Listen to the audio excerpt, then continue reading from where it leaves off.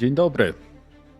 Troszeczkę przed czasem, kilkanaście sekund. Witam Was Jarząbek albo Dedras, jak to woli, na tym niesamowitym, ważnym wydarzeniu dla większości graczy PoE Exile.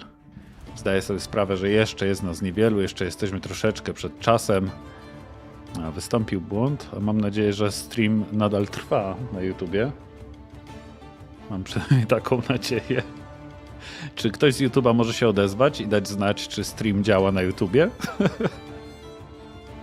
Dzień dobry, Infrezja. Witam też Puppet Mam. Witam wszystkich zebranych. Mam nadzieję, że tutaj będzie nas troszeczkę więcej, żeby uczcić jakby to ważne wydarzenie. Znaczy na dzisiejszym streamie tak naprawdę ciężko powiedzieć, czego doświadczymy. Na pewno dowiemy się trochę więcej na temat wejścia w Early Access, poza tym, co już wiemy. Na pewno możemy się spodziewać, prawdopodobnie będziemy się spodziewać jakiejś informacji na temat Endgame'u.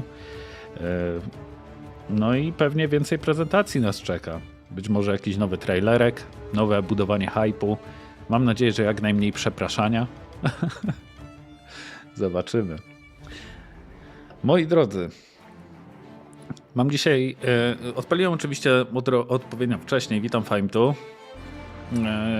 bo zapewne sobie jeszcze coś zobaczymy z PoE Exile 2.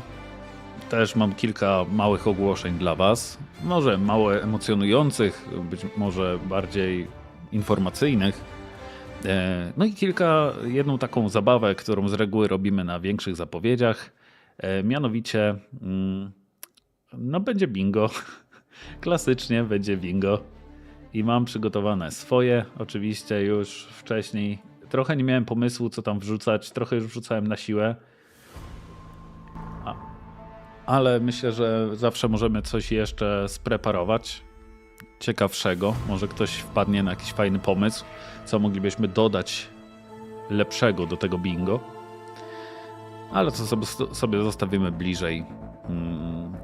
bliżej całej prezentacji. Teraz jako, że jest Was, witam Janusz, jako, że jest nas teraz nieco mniej, to mogę Wam pokazać jedną część tego, co dzisiaj chciałem Wam pokazać, a o czego może jeszcze nie powinniście widzieć i zobaczycie dopiero, wydaje mi się, że pojutrze.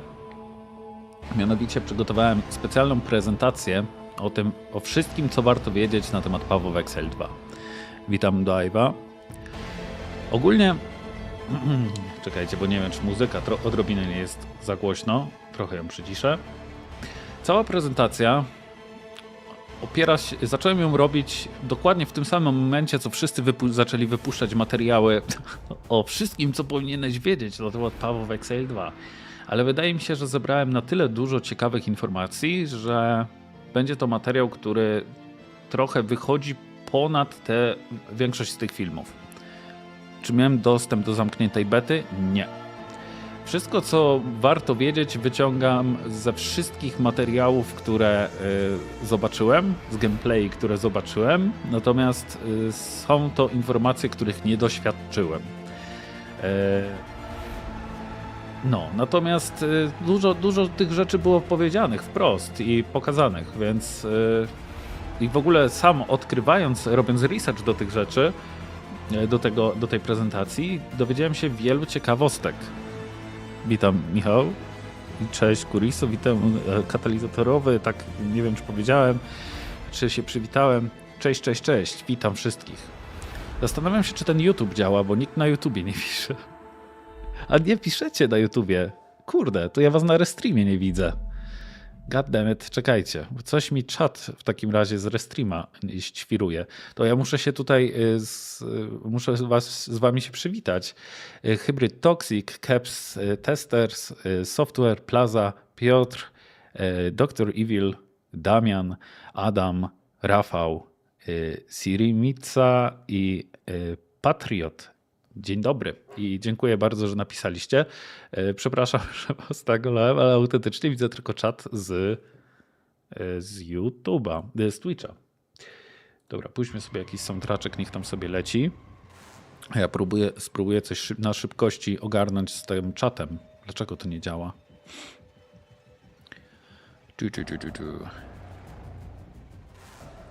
2x2 update. Najwyżej będę musiał mieć odpalone 2 czaty naraz, co jest najmniej wygodną rzeczą, sprawą, sytuacją.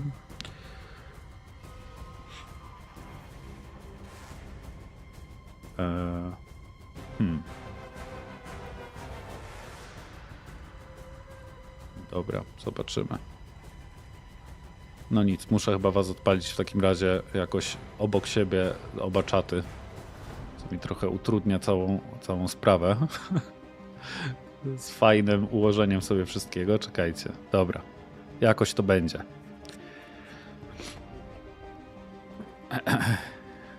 Nic się nie stało. Dla mnie się stało. Zależy, żeby było wszystko perfekcyjnie na dzisiejszym dniu. Bardziej to 6, żeby było jeszcze bardziej idealnie. No ale sami rozumiecie.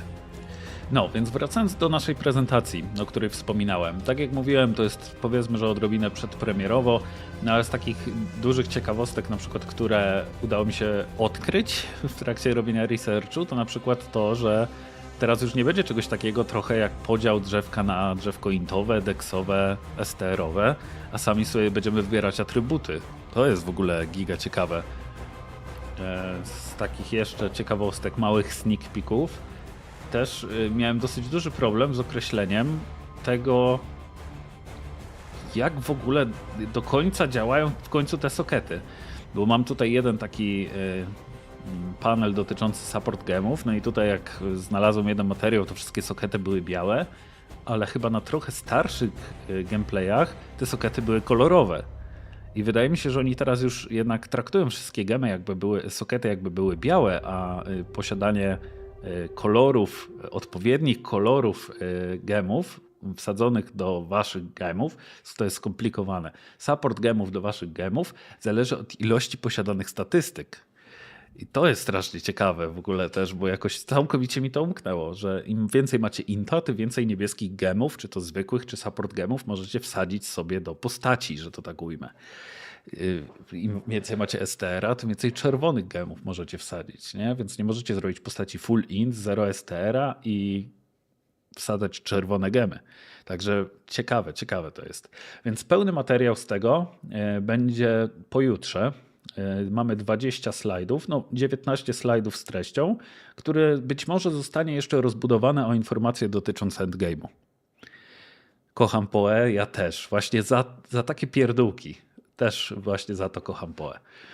No, także na razie wam wrzucę ostatni slajd, który tutaj mam. Możemy go sobie nawet dać może na full screen, żeby nam tutaj jakoś ładnie zasłaniał. W ogóle widzę, że czat na mnie nachodzi. Czekajcie, bo nachodzicie na mnie. Cyk, zróbmy sobie może tak. Troszeczkę was pomniejszę. I pewnie z tej strony też będę musiał was trochę pomniejszyć i dać tutaj na prawą stronę. Bo jakbym zasłaniał coś, to będę musiał się przełączać pomiędzy ekranami. Dobra, więc możemy sobie zostawić tak. No więc z takich informacji na bieżąco, kurde, muszę jakąś muzykę wpuścić, żeby leciała ciągle, bo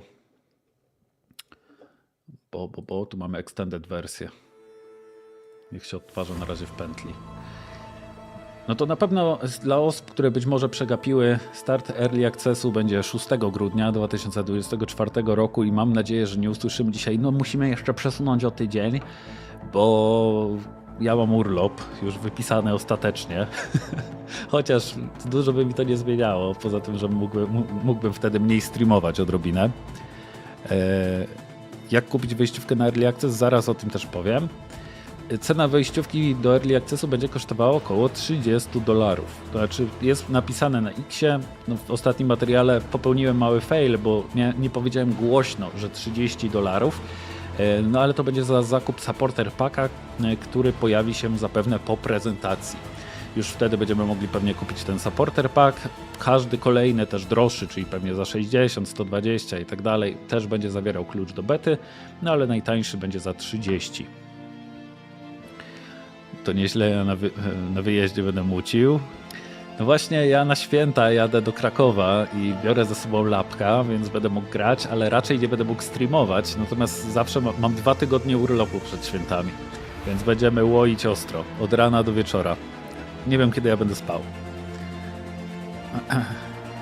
Na rok 2025, bo po jeden usuwa. To im bazy psuje. Może się okazać, że materiał będzie nieaktualny po dzisiejszym streamie. Nie wydaje mi się, że aż tak będzie nieaktualny. Właśnie starałem się też wybierać takie informacje, bo nie mówiłem wszystkiego. Nie mówiłem na przykład o flaszkach, bo nie wiem do końca też, jak to wygląda. Być może będę musiał coś dodać bardziej niż zmienić. Wydaje mi się, że raczej aż tyle nie pozmieniali, żebym musiał całą prezentację wywalać. Raczej pozmieniać w kilku miejscach i dlatego też nie wypuszczałem tego materiału wcześniej, bo bardzo możliwe, że po pierwsze pomiędzy wypuszczeniem materiału a wyjściem poza dzisiejszą prezentacją to by była różnica jakiegoś 1-2 dni, a wolałem jakby przekazać tak jak najrzetelniej te informacje. A nie mają też dostawać graczy, którzy wydali jakąś kwotę na PoE 1. Tego jeszcze do końca, to nie zostało jakby oficjalnie potwierdzone w kwotach, ale bardzo możliwe, że dzisiaj się też tego dowiemy. Jak ktoś będzie miał wywalone w kupowanie, to ile trzeba czekać? Tu no, nie jestem Grinding Gear Games, mimo że PoE noszę tutaj z dumą na klacie, to z GGG nie jestem. Ale no zgaduję, że dopiero będzie jakby taki pełny dostęp po Early Accessie i wcale bym się nie zdziwił, jakby ten Early Access miał trwać rok. Więc bardzo możliwe, że dopiero na przyszłe święta minimum.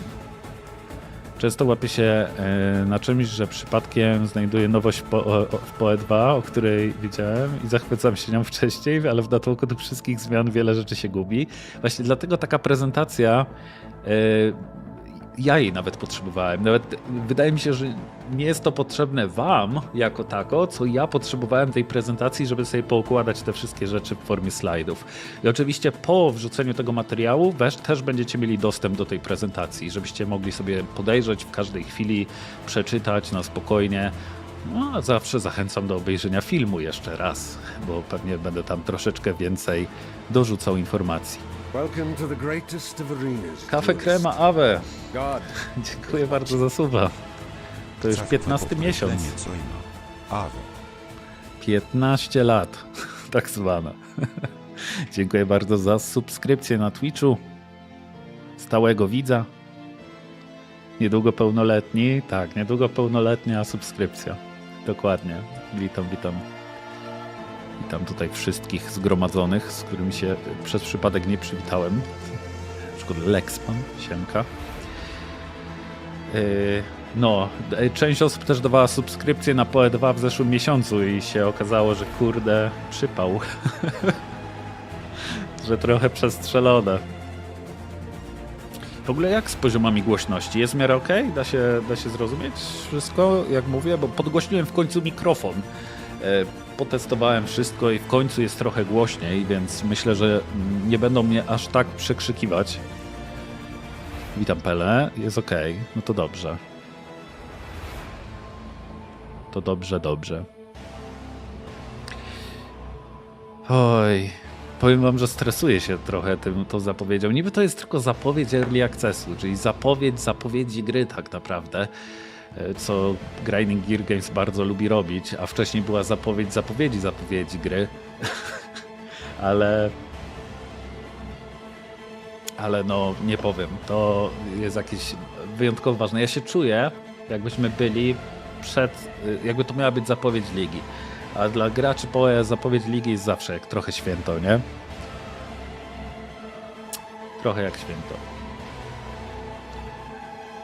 Może sobie wpuśćmy w takim razie Path of Exile 2 Early Access Trailer. Puśćmy go sobie jeszcze raz, tak.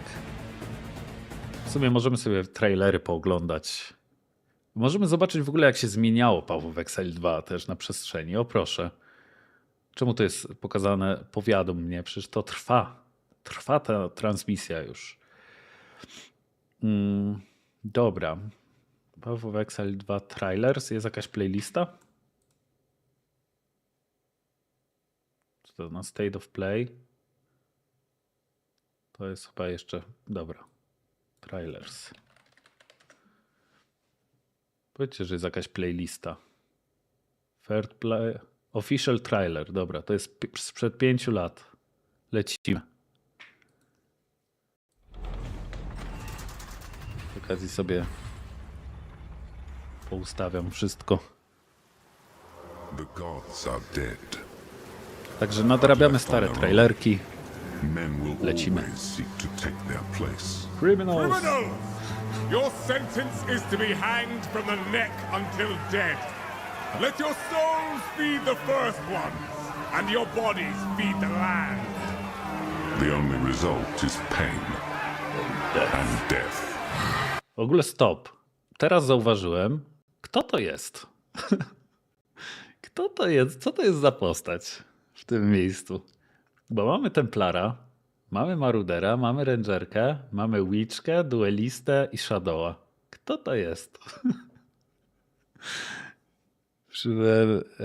Powitać dobrego streamera. Witam Sobol, witam. Zastanawiam się, czy to miała być Sajonka w pierwszej wersji, ale zmienił im się trochę koncept w trakcie. Niewykluczone, no. Chociaż w ogóle nie wygląda jak Sajonka. Ona bardziej Zanę przypomina, tak szczerze mówiąc. Exile. Kocia morda, dzięki wielkie za followka.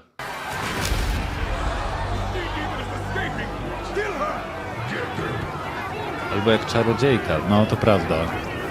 Trochę może to być sorcererka. Tylko oni wtedy jeszcze chyba nie planowali robić sorcererki.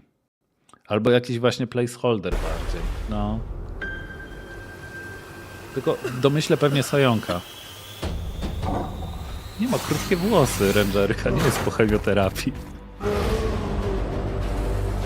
Dobra, to im się nie zmieniło. Chociaż wydaje mi się, że tamta scena z nowym Hilokiem wyglądała no trochę jaśniejszą, mniej mroczną. And already corruption spreads like a plague through these shattered lands. Kurde, teraz to wygląda jakoś gorzej. To wygląda bardziej jak PoE Exile 1 w tym momencie, niż jak PoE Exile 2. Darek, dzięki wielkie za subika na YouTubie. It is our calling to put it to an end. Nie, to bardziej wygląda jak PoE 1. It must be done. Oni zrobili naprawdę duży Great progres. last is to survive.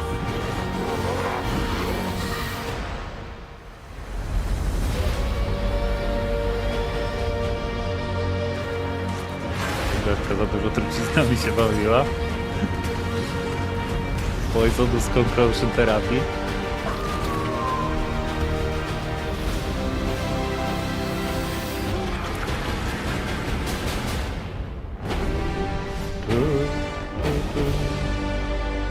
Seven Act Storyline. To się na pewno w takim razie zmieniło, bo jednak aktów ma być 6, z czego 5 aktów ma być o normalnej długości, akt 6 ma być krótki, ponoć bardzo postapokaliptyczny. Albo raczej taki apokaliptyczny, bo post to raczej będą mapy. Więc no, ciekawe, ciekawe. Możemy to zobaczyć do końca, jeszcze stare logo. Zresztą to był trailer, gdzie zapowiedziano właśnie jedna gra, dwie kampanie. PoE Exile 2 to miał być dodatek 4.0, nie? A się okazało, że jednak gry trzeba rozbić, ponieważ jednak okazało się, że robienie gry na starym silniku nie ma sensu. Jak to Jonathan Rogers powiedział, zrobili PoE Exile 2 jako osobną grę, ponieważ meles się w PoE 1. Oj, dobra. Zobaczmy w takim razie trailer drugi, 3 lata temu. Oj, przepraszam. Among ancient ruins, evil grows once more. The seed of corruption advances, spreading dread and despair. We must give chase.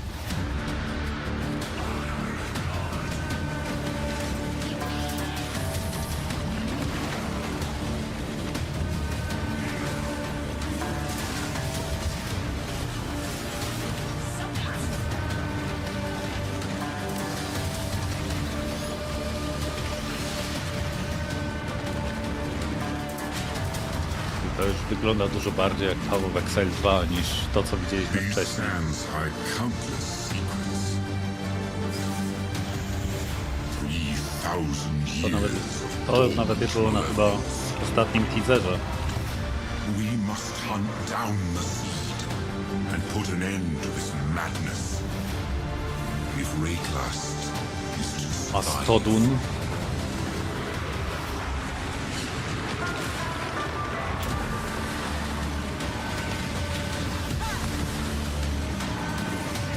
Tu jest ciekawostka, którą gdzieś zobaczyłem na materiale, który rozkładał ostatni teaser. Ta postać, z którą teraz walczy gracz, to jest boss w trakcie drugiego aktu, co możemy łatwo rozkminić, bo drugi akt to motywy pustynne, ale Peneral King to jest ta postać, która przecinała arenę.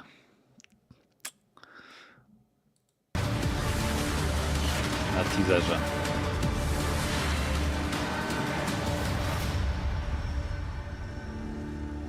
Tu jeszcze też stare logo.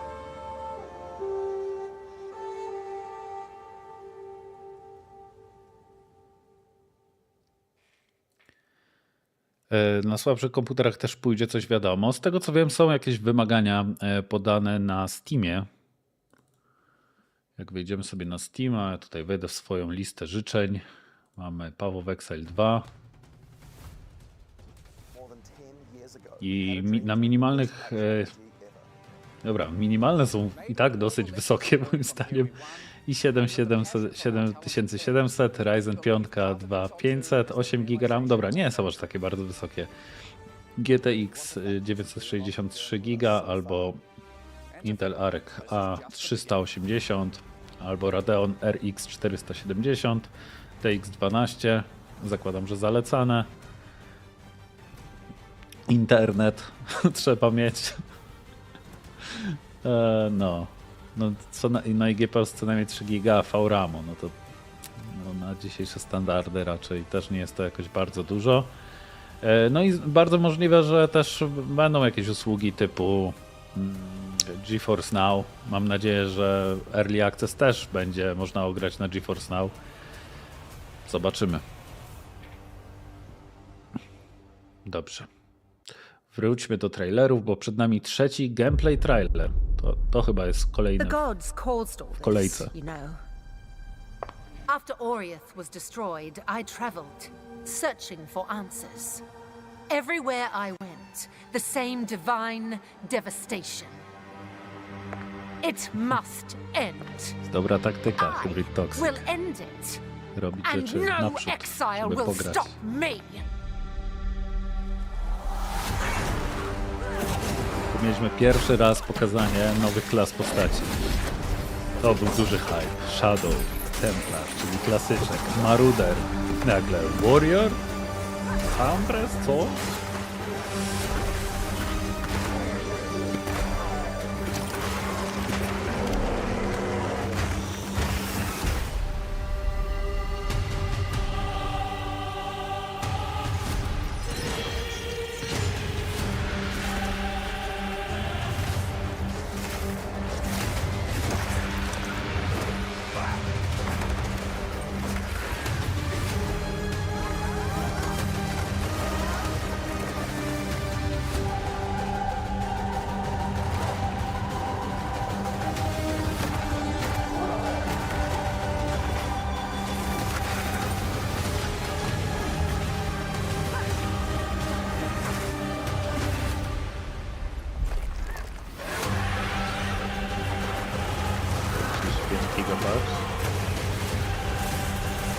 Są jakieś nagrody za oglądanie? Tak.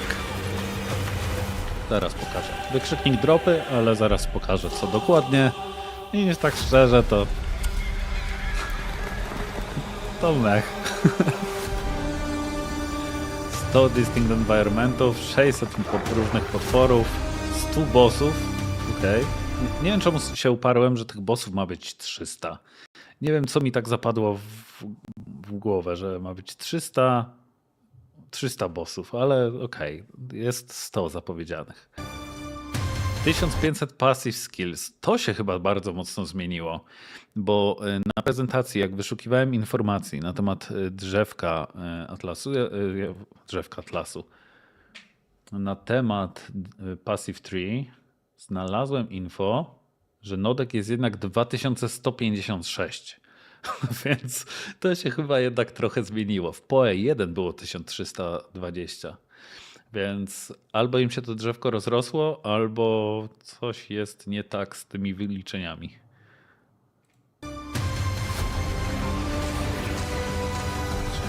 Ascendencji, 240 aktywnych skilli, 700 typów equipmentu, 6-osobowy koop i znacznie więcej. Will be reborn, no matter the cost. Normalnie Jezusek jest na obrazie. What the fuck? Okej.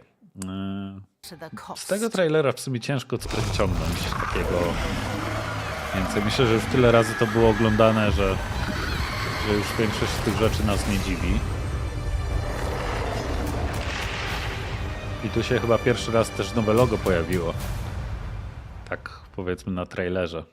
Zarąbiste jest. Uwielbiam. Dobra, co tam jeszcze mamy z trailerów? Potem już chyba były po prostu gameplaye. Tak mi się wydaje. No i z trailerów został nam chyba taki najważniejszy, to Early Access trailer, który sobie możemy puścić jeszcze raz. A, tu jeszcze Early Access Announcement, przepraszam.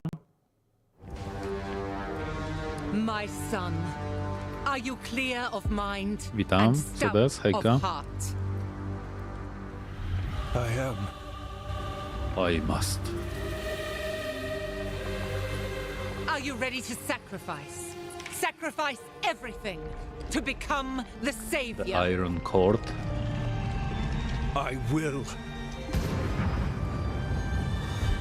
Do you have the strength to sweep aside this world and build Wyzwanie. it anew?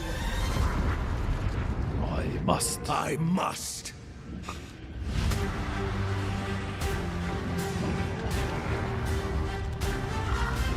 Piękne są te bossy. Tam było małe Affliction. Wild Monkey.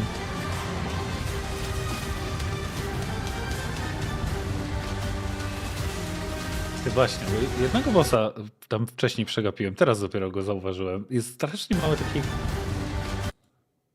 Tego jakoś nie zauważyłem wcześniej. Gold Crush.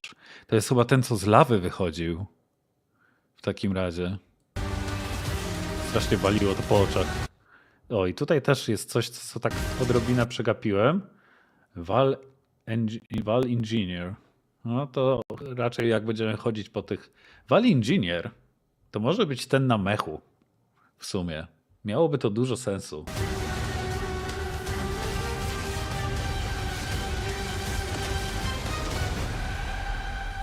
Welcome to the Are greatest you of ready? arenas, duelist. Oria, Fulfill dziękuję your bardzo za destiny. suba. Witam. 19 lat.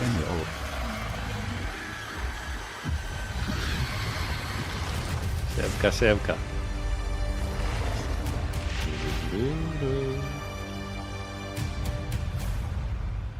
Piękne. Yes. I am ready. I'm ready. Tylko się okazało, że jednak GGG nie było ready, ponieważ musieli z 15 listopada przenieść na 6 grudnia. No ale no trudno, wybaczymy im. Puścimy sobie jeszcze ostatni trailer, ostatni teaser. Przecudowny, tiktokowy. Do niego nie potrzeba puszczać Subway Surfera, żeby utrzymać uwagę, bo dzieje się tyle rzeczy, że aż nie wiadomo, co się dzieje. Dłużej, bo była przerwa. Możliwe. Pokazuje 19. More than 10 years ago, we had a dream to make the best action RPG ever. Made with all the lessons we learned from Here We Won, and with the passion from our talented team, we believe Path of Exile 2 is the realization of that dream. We want to thank you for being on this journey with us so far. And to think, this is just the beginning. Będzie się pasowało.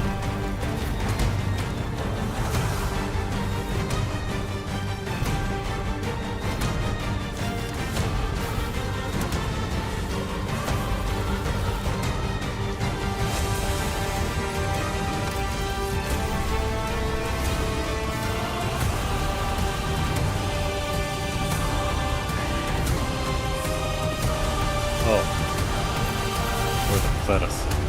Będę przerywał.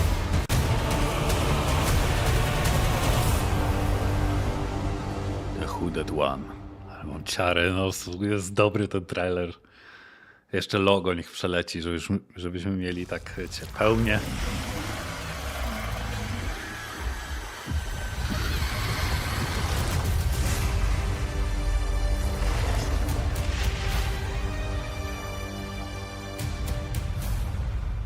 No a co do tego co można dostać,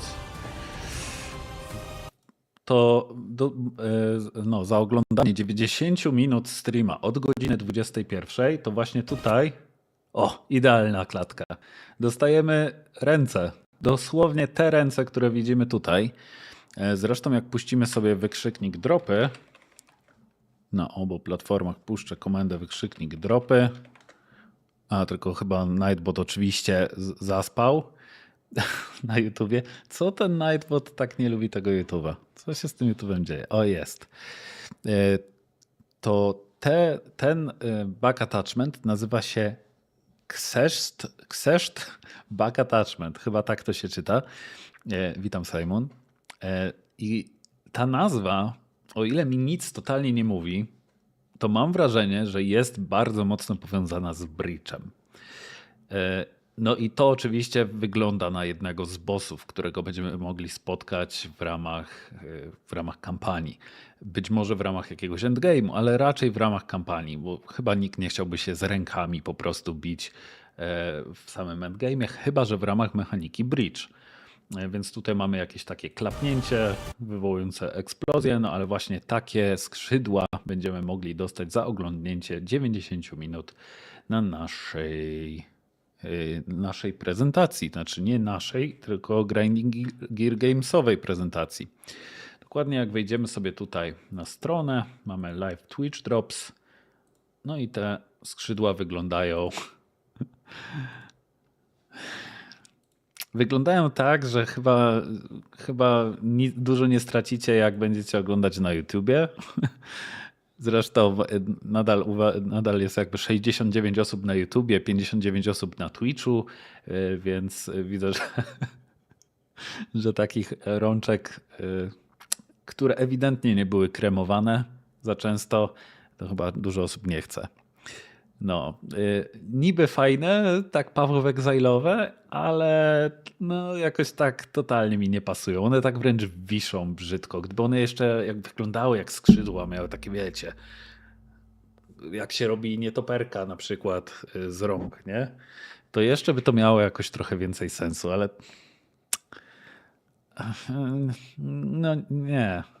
No ale za to możemy zobaczyć, jak te skrzydła będą wyglądały też w PoE Exile 2, no bo tutaj mamy te ręce w PoE Exile 1.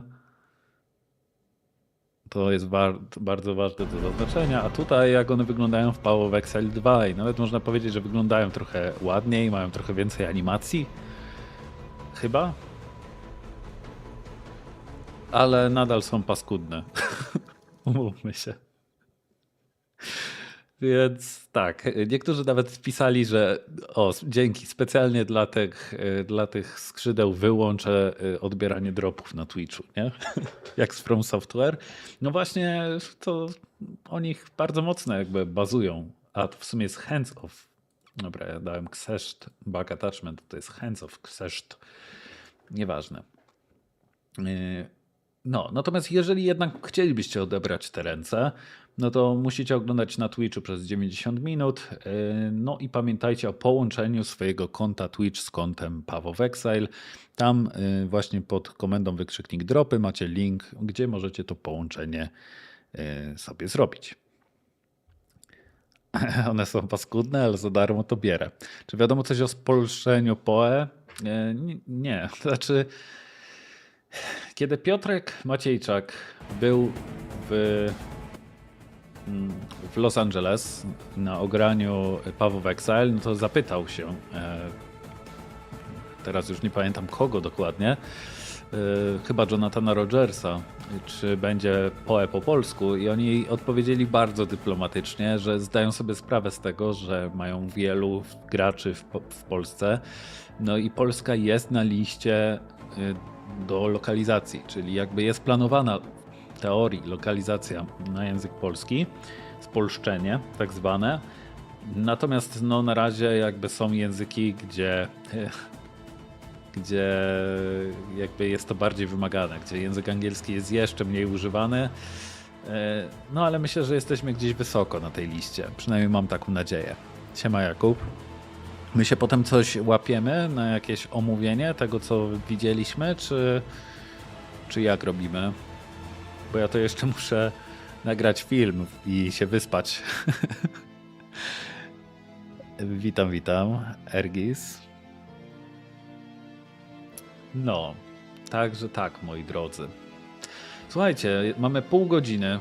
W sumie wejdę na Twitcha, zobaczę, czy może już PoE Exile się odpaliło.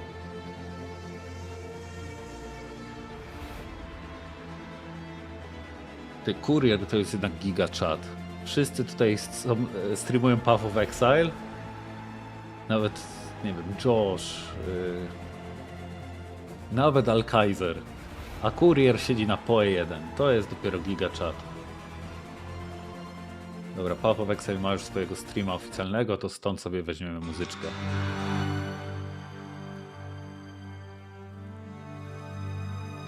Z polskim PoE na disco Maciejczaka. Ale jak ktoś ma coś wiedzieć, to on. Przestań, Krzysiu. Słuchajcie, dobra, w takim razie przedstawię wam moje niskiej jakości, niestety niskiej rozdzielczości bingo na dzisiejszy stream. Będziemy sobie je po prezentacji pewnie uzupełniać. Wygląda ona następująco. Na tej prezentacji Early Accessu bardzo chciałbym, żeby pojawiła się jakaś informacja na przykład o Delwie.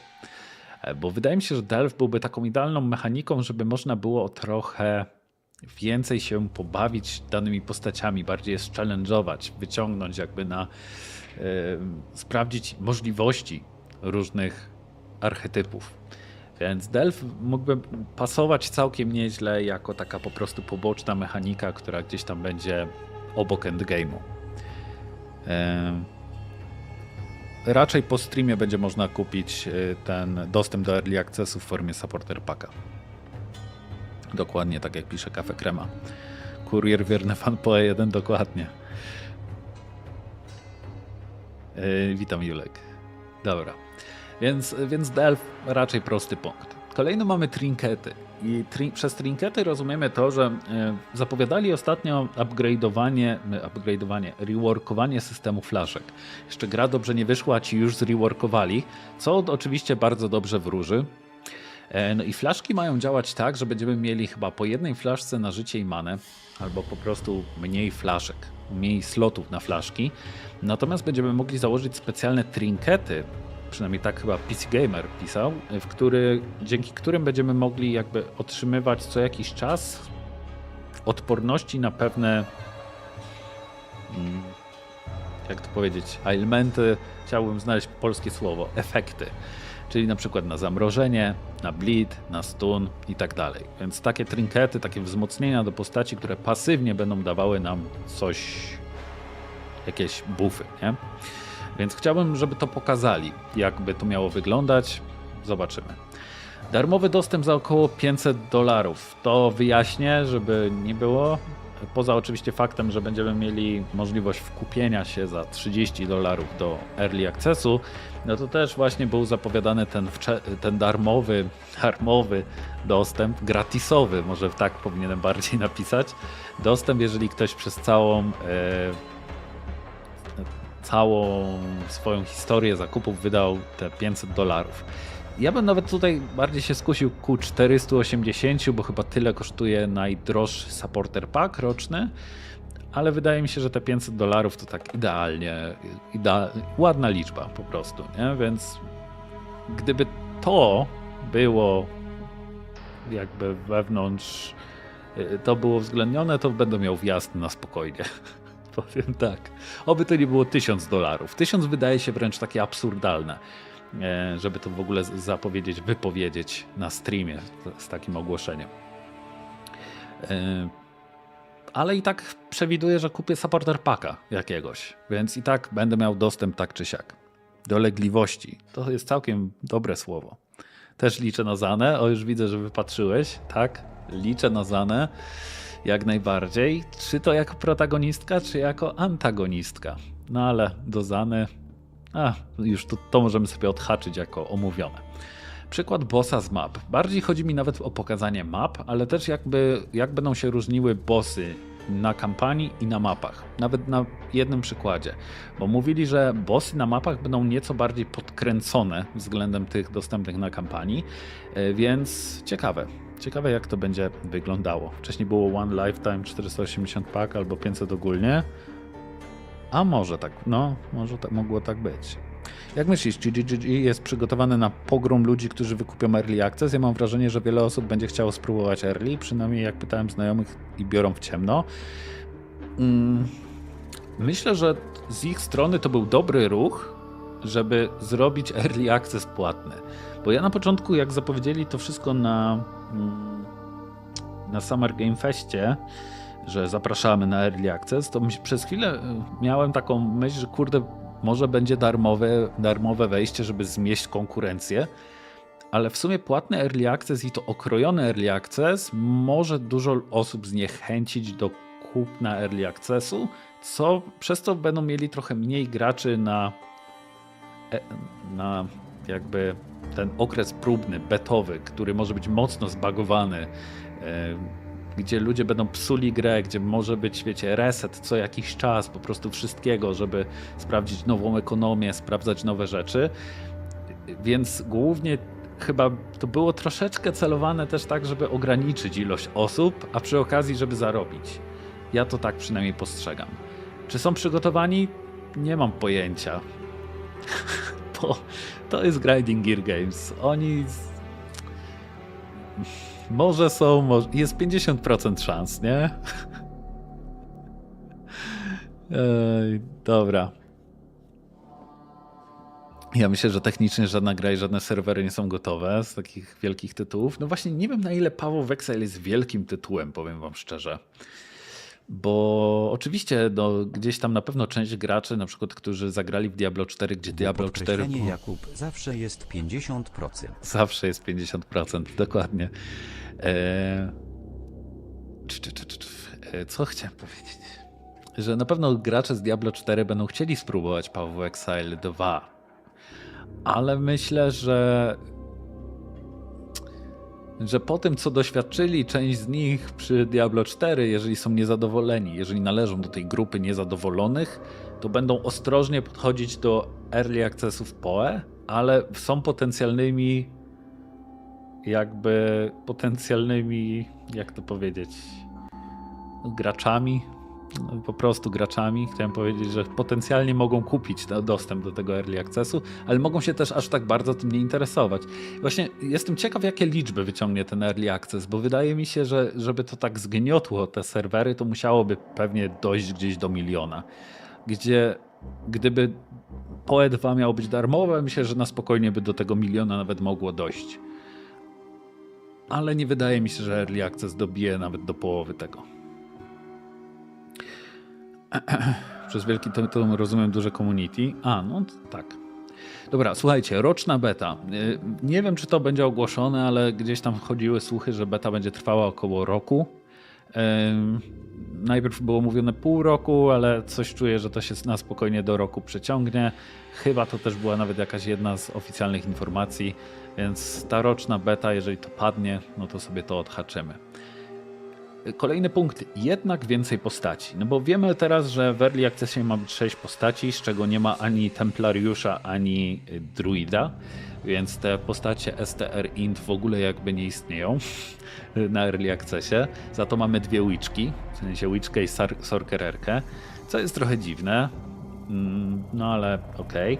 Więc zastanawiam się, czy po prostu nie dorzuciliby może jeszcze jakiegoś druidka, czy templara chociaż do puli postaci, aczkolwiek no jako, że w PC Gamer, że się pojawiło już oficjalnie info o 6 postaciach, wydaje mi się, że nie, ale no bingo są po to, żeby się bawić, więc taka zabawa, troszeczkę ryzyka nie zaszkodzi. Prezentacja ascendencji. To mi się wydaje, że musi być. W sensie, o ile w ogóle będą ascendencji w ramach Early Accessu, przynajmniej w tej pierwszej iteracji, to fajnie by było, żeby przynajmniej pokazali jakieś ascendencji. Kiedy CS? Kiedy PoE 3? Następny punkt, system map. Free dostęp za $500. Wiem, jak to głupio brzmi. Nie wiedziałem, jak to ładnie napisać, żeby się zmieściło w oknie. Gratisowy dostęp za $500. Za wydanie przez cały okres wspierania twórców $500. Na druida czekam ja też. Ja chciałem zaczynać druidem, ale się potem okazało, że nie ma druida. Więc będę chyba grał monkiem. Zobaczymy. Okej, system map.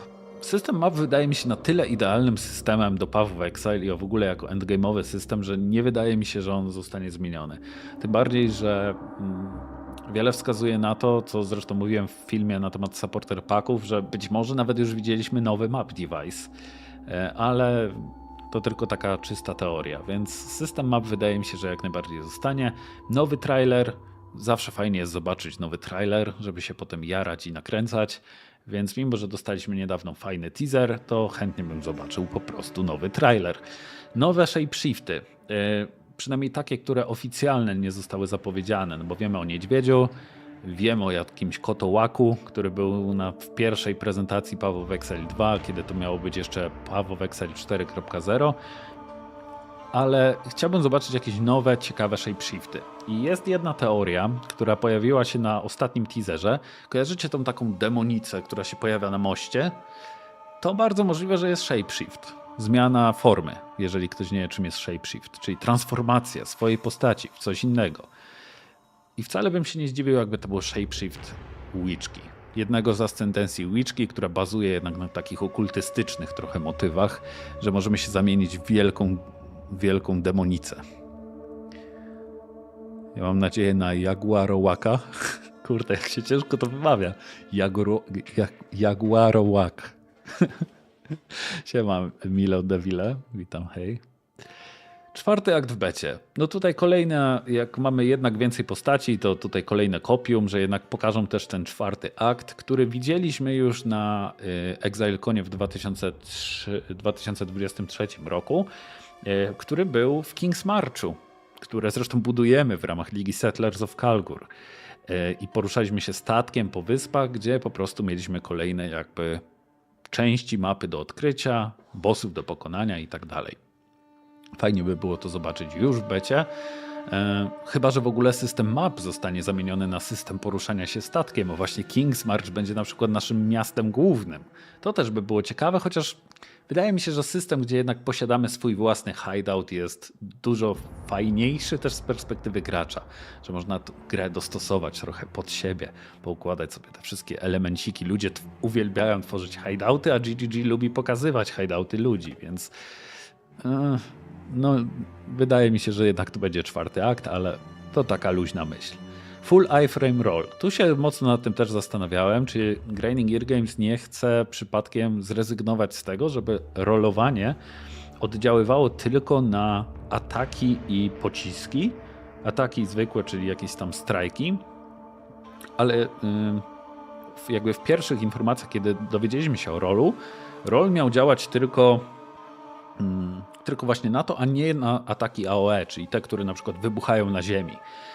Więc tutaj pytanie, czy nie pójdą w full iframe, żeby iframe, czyli klatki nieśmiertelności, że nawet jeżeli w dobrym momencie wrolujesz w bossa, to wtedy masz tą krótki moment, kiedy jesteś nieśmiertelny, więc możesz nie dostać obrażeń. Może ta gra by była wtedy za łatwa, gdyby te iframe'y działały w ten sposób, ale coś czuję, że i tak będzie na tyle duży hardcore, że ludzie będą płakać. Za sekundkę przeczytam. PoE 2, no to nasz safe zone. To już nawet by można było zaznaczyć. Zana. No, Zana już trochę omówiłem. Chciałem ją zobaczyć. Powrót Zany to jest idealny moment, żeby Zana wróciła. Pytanie, czy Zany dopiero nie zobaczymy, jak gra wyjdzie w pełni. No bo też nie wiem, czy na tym endgame'ie, który jest obiecany, będziemy mieli możliwość zawalczenia z jakimś bardziej endgame'owym bossem. Chodzi bardziej o tych pinnacle bossów, czyli tych końcowych w ramach endgame'u. W to wątpię. Więc wydaje mi się, że Zana, jeżeli miałaby być bossem, to raczej z tych endgame'owych. Jako takie nawiązanie do nostalgii i wcale bym się nie zdziwił, jak ostatni supporter pack z tego roku? Zeszłego roku nawiązywał właśnie do Zany w jakiś sposób. Co to za patch do PoE 1? Pewnie supportery zaczynają wprowadzać. Chociaż ciężko powiedzieć. Chociaż 4 giga? Ciężko powiedzieć. Pomysłowość ludzi przy tworzeniach hideoutów nie zna granic. Dokładnie. W sensie taka forma platformówkowa uniku, bardziej souls-like'owa uniku. No hej Larson, no ty już nie pisałeś dzisiaj? Pisałeś. Na konsoli 8 giga? O kurde. Ja chciałbym, żeby hideouty były bardziej aktywne, na przykład w zależności od hideoutu, który używasz jako główny, możesz z nim hodować rośliny czy kryształy, które służą do czegoś. To trochę taki King's March, nie? Tylko w innej formie. Ja bym bardziej na przykład chciał, żeby hideouty dało się troszeczkę bardziej rozbudowywać w takim sensie niepraktycznym, a wizualnym, że możesz nakładać na siebie elementy w sensie fizycznie. Bo teraz mnie na przykład wkurza, że jest świecznik, model świecznika, który stoi na ziemi. To jest malutki świecznik. Chcesz stworzyć stół? Możesz stworzyć stół, ale świecznik jak go postawisz, to jest pod stołem i nie możesz go postawić na stole.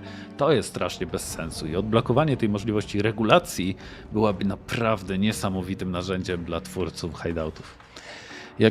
Dobra, czekajcie, bo muszę nadrobić teraz Twitcha.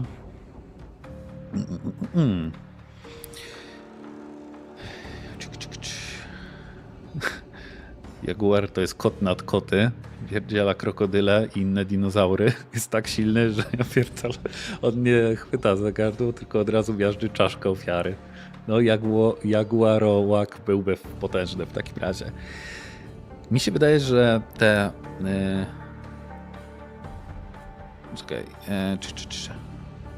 Nie wiem, co tu napisałeś. Obcięcie aktów i postaci na początek Early Accessu to po to, żeby nie było za dużo wszystkiego naraz. Będzie coś jak w Last Epochu, że stopniowo będą dawać, żeby podtrzymywać ten hype równomiernie i ludzie będą testować, nie przestaną grać po miesiącu. Ja się zastanawiam, czy na przykład to nie jest też tak, że oni mają problem dalej z tym shapeshiftingiem i na przykład cały czas go balansują, żeby był odpowiednio zbalansowany. Ale tak, jak najbardziej mi się też wydaje, że będą częściowo partiami wrzucać kolejne rzeczy, żebyśmy mogli po pierwsze podtrzymywać hype, testować regularnie po kolei, ale też mi się wydaje, że po prostu jest tak, że część rzeczy oni zostawiają typowo na premierę PoE Exile 2, bo teraz nie będzie premiera. Dużo osób myli to, co się teraz dzieje z premierą. Teraz jest start Early Accessu. Prawdziwa premiera będzie prawdopodobnie dopiero za rok. Wtedy, kiedy gra będzie free to play. Więc wydaje mi się, że oni też aktów na przykład nie wypuszczają po to, żeby gracze mogli na premierę doświadczyć doświadczyć pełnię PoE Exile 2. Z postaciami może być inaczej. To był fajny motyw, walka z Zaną, przyszła się zemścić za ojca i chłopaka. Znaczy ojca trochę ona chciała, żebyśmy skrócili jego męki, ale za chłopaka jak najbardziej. W końcu ona też musi kiedyś być insane. No, zobaczymy. Taka troszkę część Simsowa, ja uwielbiam tą część Simsową, jeśli chodzi o budowanie hideoutów. Widziałeś, że na stronie w koncie jest opcja PoE 2 Early Access? O, proszę bardzo. Witam, czy znamy już wymagania sprzętowe? Jeśli komp chodzi spoko na D4, to na PoE wystarczy? Powinien wystarczyć na PoE. Na Steamie są wymagania sprzętowe podane do PoE Exile 2. Żeby premiera była premierą dla wszystkich. Dokładnie. Dokładnie tak. Żeby nie zrobić tego, co zrobiło Diablo 4 na przykład, dając content creatorom dostęp do pełni contentu i potem, wiecie... Potem zrobili wyścigi, gdzie dopiero jak ludzie się zbuntowali, to wykluczyli content creatorów z wyścigu, a tak to oni mieli dużą przewagę, bo widzieli i itemy, i endgame. Endgame, szeroko pojęty. Dobra, Idziemy do naszej listy, bo 6 minut zostało. Auction House. Przywrócenie, żeby w PoE 2 było dokładnie to samo, co mamy aktualnie z Faustusem w ramach PoE Exile 1. Tu nie będę więcej nic mówił. Więcej cooldownowych skilli. To trochę nie chciałem pisać, że ultimate'ów, ale wydaje mi się, że w PoE Exile 2 będzie jednak trochę więcej tych skilli z cooldownami, mimo że większość skilli miało nie mieć cooldownów, no to nadal są takie z cooldownami, czyli można by było je nazwać takimi potężniejszymi wersjami skilli normalnych, jak na przykład ten młot, który spadał z niebios w ramach prezentacji Warriora. Flaile. Flaile, czyli te Morgensterny, nie, Morgenstern to chyba co innego, Morgenstary? Te kule na patyku, na łańcuchu, wiecie o co chodzi, to są te flaile. Chciałbym je zobaczyć w grze, widzieliśmy je przez sekundę na jednym z trailerów, chciałbym zobaczyć jakieś skille z nimi związane, ale no to zapewne jest broń, którą będzie się bardziej Templariusz posługiwał w ramach takich prezentacji PoE Exile'owych, więc zobaczymy. Tak samo miny trapy.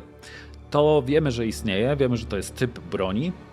Widzieliśmy jeden rodzaj trapa na jednym z teaserów, albo 2 rodzaje może, ale chciałbym zobaczyć trochę więcej gameplayu i jakichś połączeń, które można wykonać z minami trapami, no bo wszystkie skille w PoE 2 albo dużo skilli w PoE 2 będą się ze sobą w jakiś sposób łączyć, więc chciałbym zobaczyć te jakieś różne potencjalne kombinacje.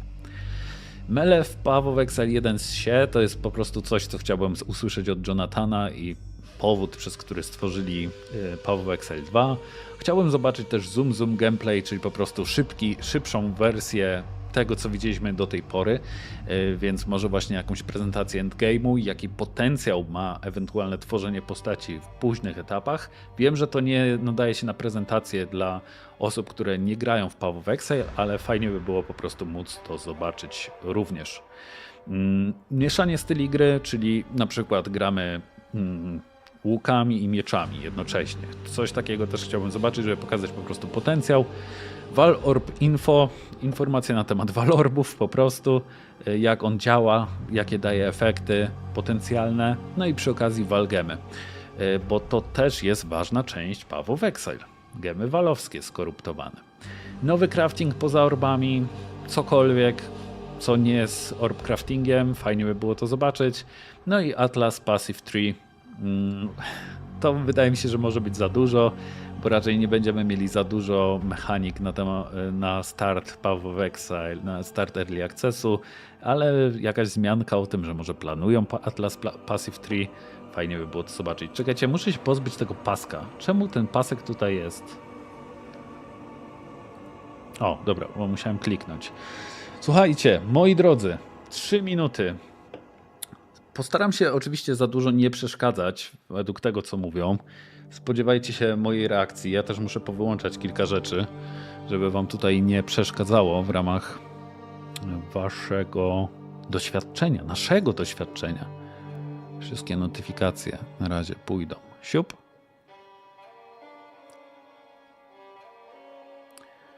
Czat sobie zostawimy.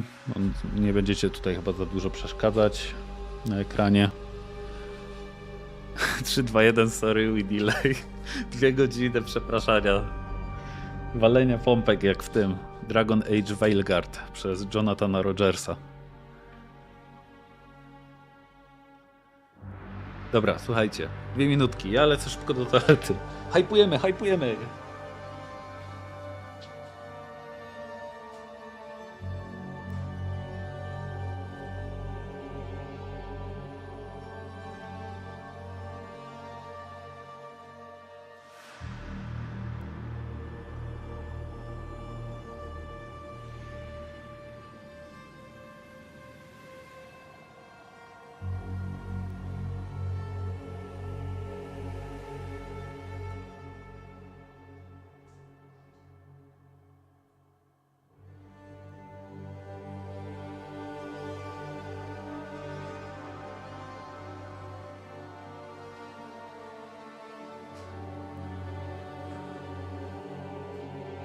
Jezu, minuta, moi drodzy. Co do zoom gameplay, myślę, że GGG chciałoby zwolnić PoE 2. Na pewno zwolnią, ale chciałbym zobaczyć coś trochę szybszego, bo tam widzieliśmy, że PoE 2 ma potencjał na zoom. Były pewne gameplaye, gdzie cały ekran na przykład wybuchał przez jakąś reakcję łańcuchową. Także jest to chyba możliwe.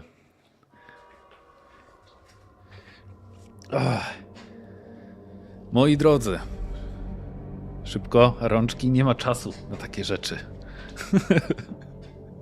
Rączki to dostaniecie za oglądanie 90 minut na Twitchu.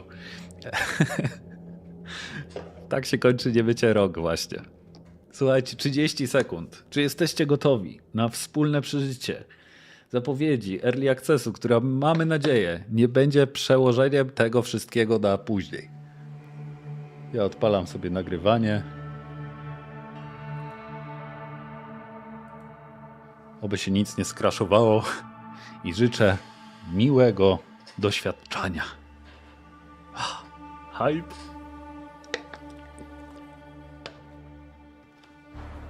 Sir, just what are we facing here? A relic of the old world. Cinematic. Ready your men, Captain. We will only get one chance. O. Nie, come on. Nie róbcie mi tego. Co to ma być? Przepraszam. Nie no, co? Ej, come on. He was on about. It's Dorman, right? Yeah. Then Dorman. Ej, co jest? Shut your damn mouth. A, to nie tylko u mnie, okej. I always get stuck with these cookies. Hey, the kid's got a mean cleave. Give him a chance. Quiet.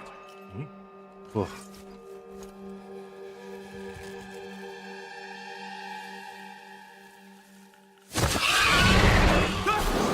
O kurde bele. To nie było u mnie. Shalom!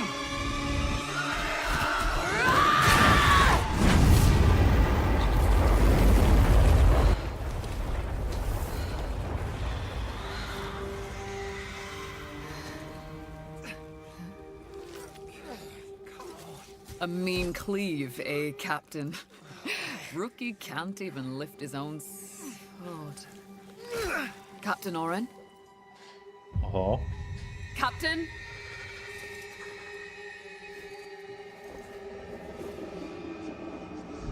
It's here.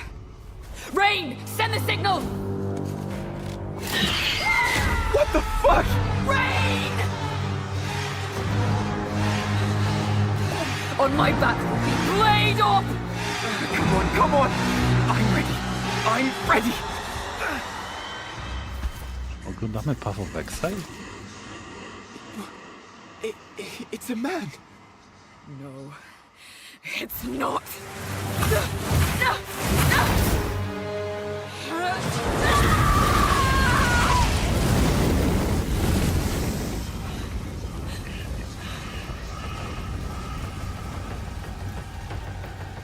Run!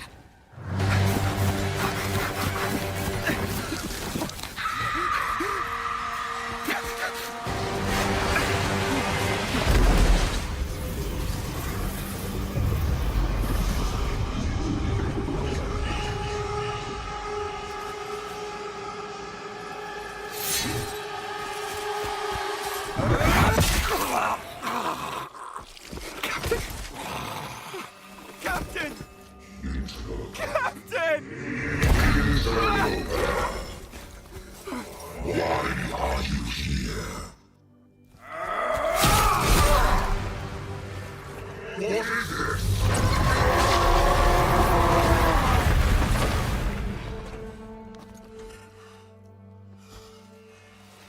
Stop!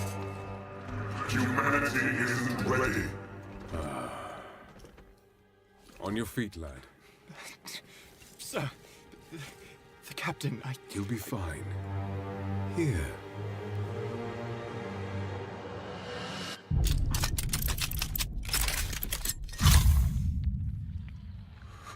Pokeball. What is it? Speed of corruption.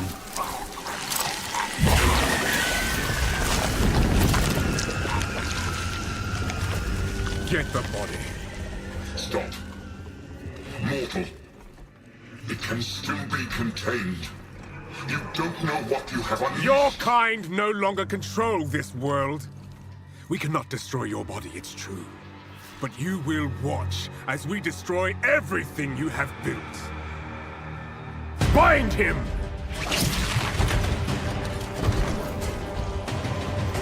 Feed. Grow, my child. I'll make sure you can eat your fill.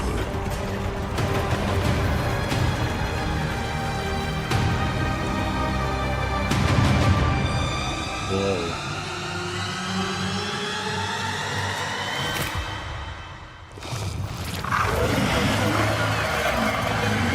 Ho, ho, ho.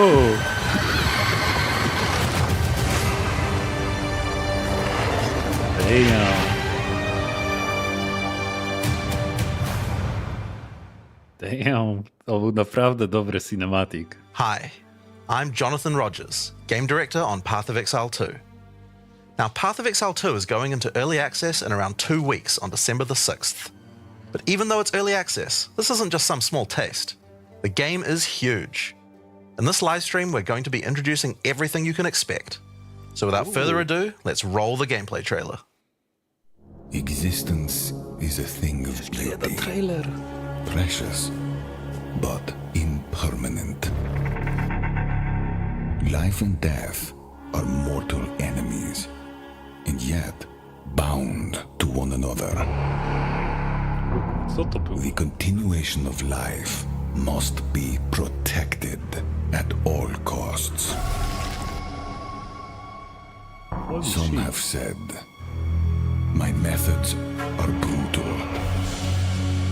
To this, I say, there can be no salvation without sacrifice.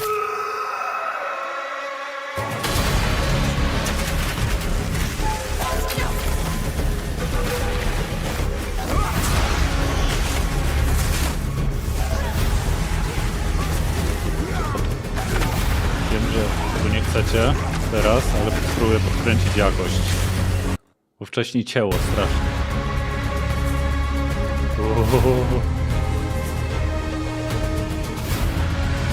Ascendencji.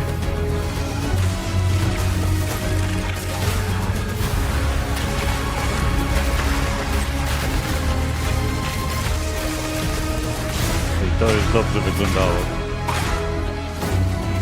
What the fuck? We are faced with the end, and I will do what I must. What the fuck? To był system map. Chyba. What the hell?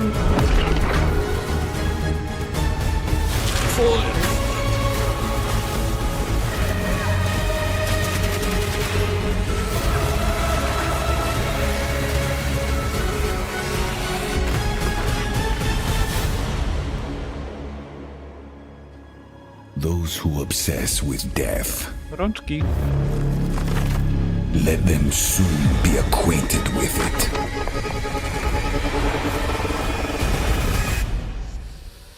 Now, as you just saw, even in early access, Path of Exile 2 is a big game. It's actually been 5 years since we announced PoE 2, and over that time we've revealed a lot, but it's been in bits and pieces.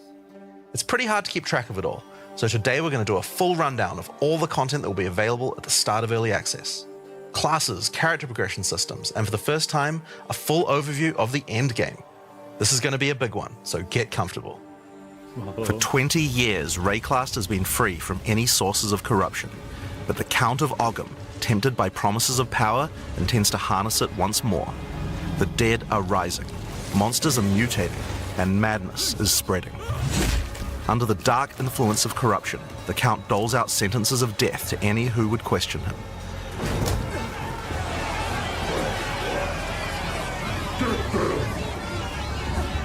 Zastanawiam się, jak oni chcą upchnąć 12 postaci na tej szubienicy. And this is where you find yourself at the start of PoE 2. $30 cena. Explore the dark forests of Ogham. Traverse the barren... No, come on. To nie jest po mojej stronie. To nie laguje po mojej stronie, moi drodzy. Desert. Ludzie też piszą F. Come on. Widzicie? Ludzie piszą F cały czas. To nie laguje po mojej stronie, moi drodzy. Challenging monsters, hidden runes, lost camps and treasures, roaming merchants, and of course, unique bosses. No two areas are the same. It falls to you to track down the seed of corruption, the source of all this devastation. On the way, you'll face fearsome monsters, meet strange characters, forge unlikely bonds, and uncover lost civilizations. Nie wiem, czy to coś pomoże. Zmniejszę tą jakość. But first, you'll need to pick a class. Nic nie pomaga. Now, Early Access will initially have 6 classes available. Let's have a look at them. The Monk is a fast and furious melee fighter. He dashes in and out of combat and has mechanics that involve building up and keeping momentum. Like all classes in PoE2, you'll want to use a wide variety of skills to mix and match different combos. Przestańcie! Dobra, to nie ma znaczenia, jaką dam jakość, bo to po prostu crashuje Twitcha. First need to find skill gems. Using a skill gem will open the gem cutting menu, which shows all the active skills available in PoE2. You can choose an existing... O, technical difficulties, dziękujemy. Dziękujemy, że przerwaliście to, bo tego się oglądać nie dało. Dobra, słuchajcie, ale jest 180 000 widzów na samym streamie Twitcha, nie? Jezu, już się bałem, że tak będziemy to oglądać. Oj, boj. Dobra, słuchajcie, dobrze, ale to widać, że są przygotowani na pewne rzeczy, bo mają przygotowane technical difficulties. Dobra, podsumujmy sobie w tym czasie, co zobaczyliśmy. O kurde, ten cinematic, nie? Ten cinematic był naprawdę dobry. Ja się zastanawiałem, czy ja naprawdę oglądam PoE Exile. Dopóki się Hooded One nie pojawił, czyli ta postać zakapturzona, to autentycznie miałem wrażenie, że zastanawiałem się, czy reklama się jakiejś gry nie puściła, bo nie jesteśmy przyzwyczajeni do takich cinematików w PoE. Naprawdę dobry cinematic i pojawienie się tak naprawdę lore z tego, skąd się zaczął, jak zaczął się rozrastać Seed of Corruption. Nawet było, to potem sobie będziemy mogli prześledzić, ale tam był taki moment, że z tej klatki, gdzie Seed of Corruption tam pożerał tego gościa, wypadła jedna macka i ona zaczęła rozprzestrzeniać Corruption dookoła. To było taki mały detal, ale jakoś się rzucił w oko. Drugi trailer gameplayowy. Mieliśmy pokazany system map. To ewidentnie jest system map, bo widzieliśmy map device. Natomiast tam były jakieś ascendencji do mechanik? Ja nie wiem, czy to dobrze widziałem, ale bo tam dosłownie to było taki ułamek sekundy, że była chyba możliwość rozwijania w jakimś kierunku mechaniki breacha. Zresztą chyba ta postać, która pokazywała łapki, to właśnie była chyba jeden z bossów endgame'owych jednak. Coś związanego być może z mechaniką breacha. On miał się rzucić po. Tak. O, lecimy od nowa? Nie no. O. Power and tends to harness. O, dzięki. Przesuwajcie. There are 21 active skills for quarterstaves, so this just scratches the surface of the options that you have. By endgame, you'll be dashing from pack to pack, spewing where you find yourself at the start of PoE2. O, tu jest idealnie. Tu explore the dark forests of Ogham. Lecimy. Traverse the barren plains of the Vesteri Desert, and delve into the jungle ruins of Exile, an ancient Val city. There are challenging monsters, hidden runes, lost camps and treasures, roaming merchants, and of course, unique bosses. No two areas are the same. It falls to you to track down the seed of corruption, the source of all this devastation. On the way, you'll face fearsome monsters, meet strange characters, forge unlikely bonds, and uncover lost civilizations. But first, you'll need to pick a class. Now, Early Access will initially have 6 classes available. Let's have a look at them. The Monk is a fast and furious melee fighter. He dashes in and out of combat and has mechanics that involve building up and keeping momentum.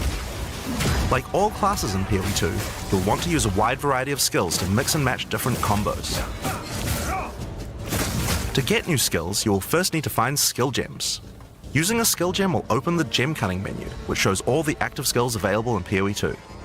You can choose an existing skill to level up, or choose to engrave a new one. Since this is a level 7 skill gem, even if you pick a new skill, it will immediately be level 7, so there's no harm in trying out something new. The monk primarily uses the quarterstaff. There are 3 schools of martial arts: lightning, ice, and wind. But don't think you have to stick to just one. The best combos are going to involve mixing elements of all 3. Let's try killing palm. Like many monk skills, this can be used to quickly take advantage of a specific situation. If there's an enemy on low life, you can use killing palm to dash to them and kill them instantly. This will provide a power charge. Then we could use a different skill to consume that power charge for a much more devastating attack. The monk also has powerful combo skills. Tempest Bell, for example, is a skill that places a giant resonating bell. Hitting the bell causes it to ring, dealing damage to all enemies around it. You can also do things like freeze or shock the bell, which will add elemental damage to the strikes. The monk also has a variety of abilities to empower his staff. If an enemy is close to being stunned, you can use staggering palm to punch them down. After that, any attack you do will shoot out wind projectiles. There are 21 active skills for quarterstaves, so this just scratches the surface of the options that you have. By endgame, you'll be dashing from pack to pack, spewing projectiles and obliterating screens of enemies with huge combo attacks. Mele nie mele, nie? Now, if you like a style of melee that's a little slower but hits much harder, then the warrior is for you. He pounds the ground with big chunky attacks and can shrug off the hits of small enemies with large amounts of armor. Even though the mace slams are slow, you never lose control. Longer attacks can be retargeted as you go, and if you find yourself committed to a long attack, you can dodge roll out of it at any time. Among the skill option for maces, you will find a variety of slams, fire attacks, war cries, and shield skills. Here, I'm going to slam the ground, rending it apart with lines of fire. Any slam skill will then cause these fissures to erupt with lava. I can even run through them with a skill like Stampede to do huge amounts of damage. The warrior can also use war cries, which can empower your next skill. Seismic Cry, for example, will double any slams from your next attack. The Stampede counts as a slam, so I can double that for even more craziness. If you want to go a little faster and be a little more defensive, equip a shield. In PoE 2, you can raise your shield at any time to block all damage from the front, even spells.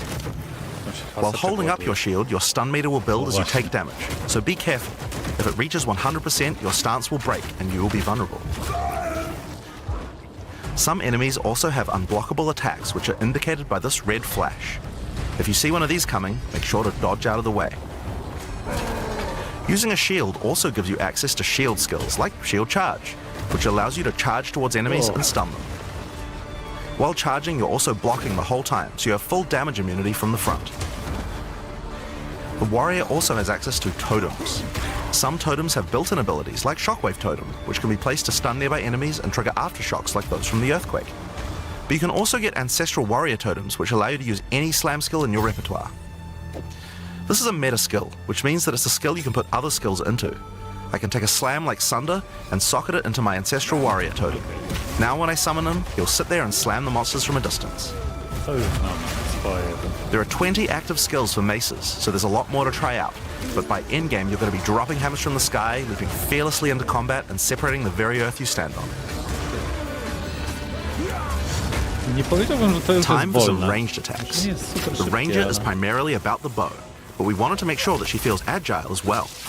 In PoE 2, you can shoot while moving. Combined with all the skills the ranger has that allow you to jump around, you will have a lot of mobility in combat. Właśnie, system flaszek. Bow skills have a variety of lightning, poison, ice, and physical attacks. Lightning attacks bounce around between targets. You can also stick lightning arrows in the ground which explode when hit by the bouncers, or electrocute enemies to take them out of combat. Ice attacks allow you to slow and freeze enemies to keep them away from you. Using poison, not only can you slowly damage your enemies from afar, but also grow some interesting plants. With 21 bow skills and all the mobility and combo tools the ranger has, you can take advantage of every situation. By endgame, you'll be creating hundreds of arrows, be they falling from the sky, bouncing around between enemies, or spraying out of tornadoes. Co się dzieje na tym ekranie? You might have noticed in the bottom left of the screen that the flask slots look a little different.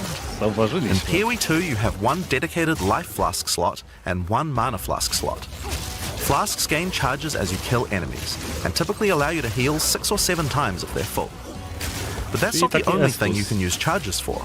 Charms are a new item type that will automatically defend you from various debuffs or damage types. Having trouble with getting frozen? Equip a thawing charm. When it's fully charged, it will make you immune to freeze for 3 seconds if you get frozen. To recharge them, just kill more monsters. You can gain more slots for charms by upgrading your belt. Okay. The mercenary wields a crossbow that can be loaded with different ammo types, offering versatility, power, and mobility.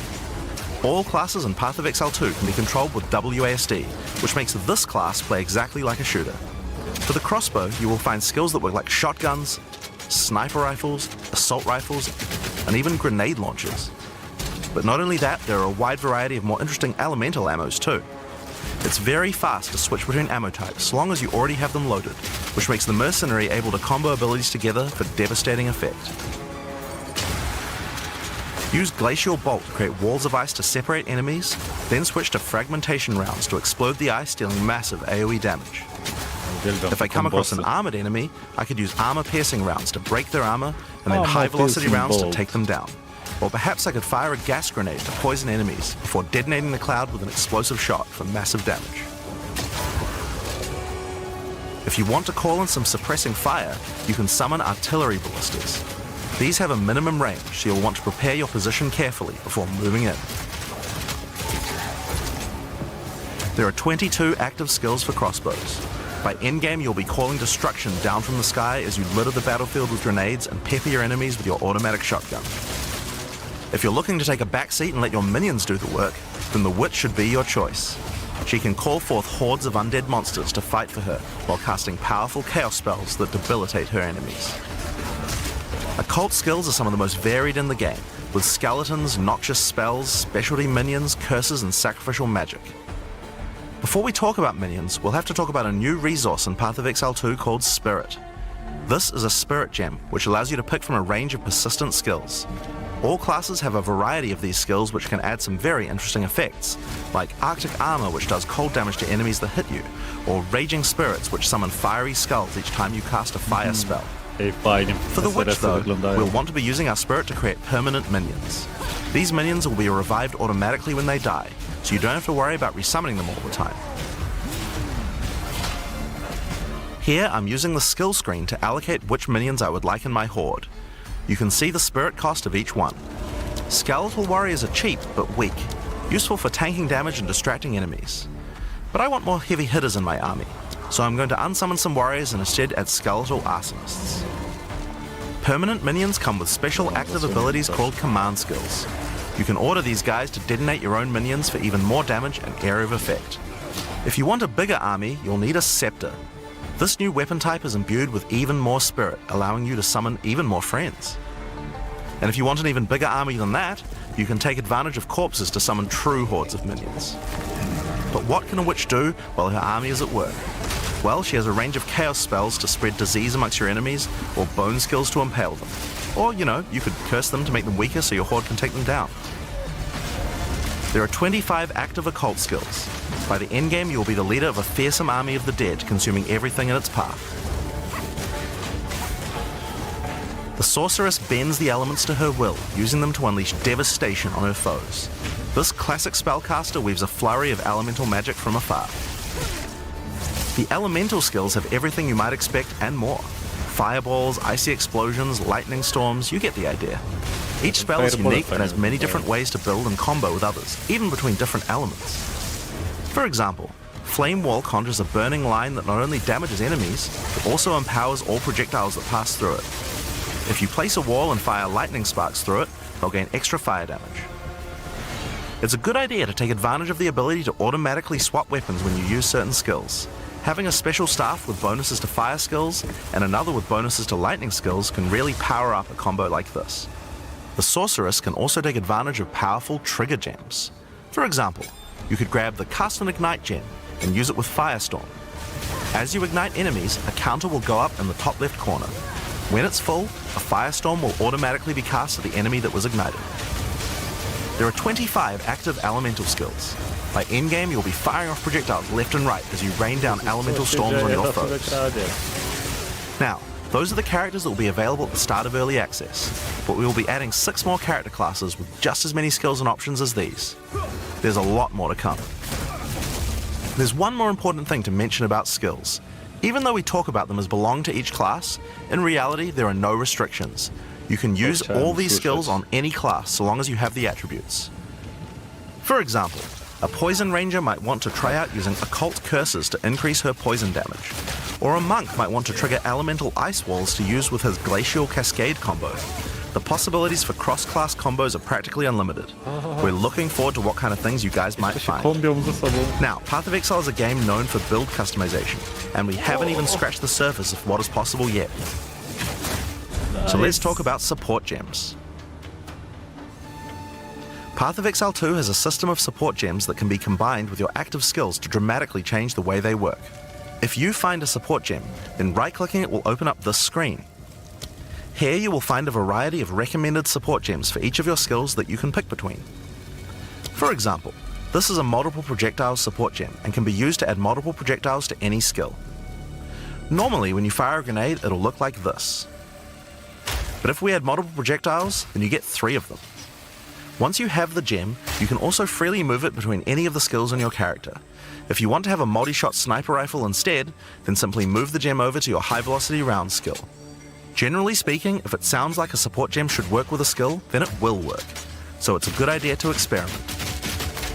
Note that you can only have one of each support gem on your character, so you'll want to think carefully about which supports can be used best with each skill for maximum damage. Now, if you want to stick to the recommendations, you should have a perfectly good time. But if you want to experiment a bit more, then uncheck that recommended button and you can see the full list of supports that will work with your skill. There are hundreds of support gems to choose from, and even we don't know the results of all the possible ways these can interact. Each skill can have up to 5 supports socketed into it, and if you're clever, you can come up with some pretty interesting ideas. Now all of this is just scratching the surface. You can make frost vortexes, break people's armor, make minions explode, make skills repeat, make enemies set each other on fire, cull enemies or pin them to the ground. Supports let you drastically change the behavior of your skills and create your own unique build, or at least follow someone's OP build guide. So, speaking of builds, let's talk about one of the most iconic Path of Exile systems, the passive skill tree. Yes, it's huge. There are over 1,500 nodes on there. Now, a lot of people open the tree and can get a little intimidated at first, but try not to be scared.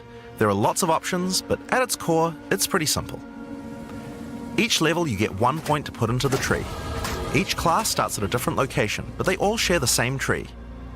Around your section of the tree, you'll find relevant bonuses for your character. You should be safe in the knowledge that there aren't many wrong choices here. Almost all the starting nodes will be useful for your character in some way. But if you do happen to make a choice you regret, you'll be able to respec any nodes you've taken by spending a little bit of gold.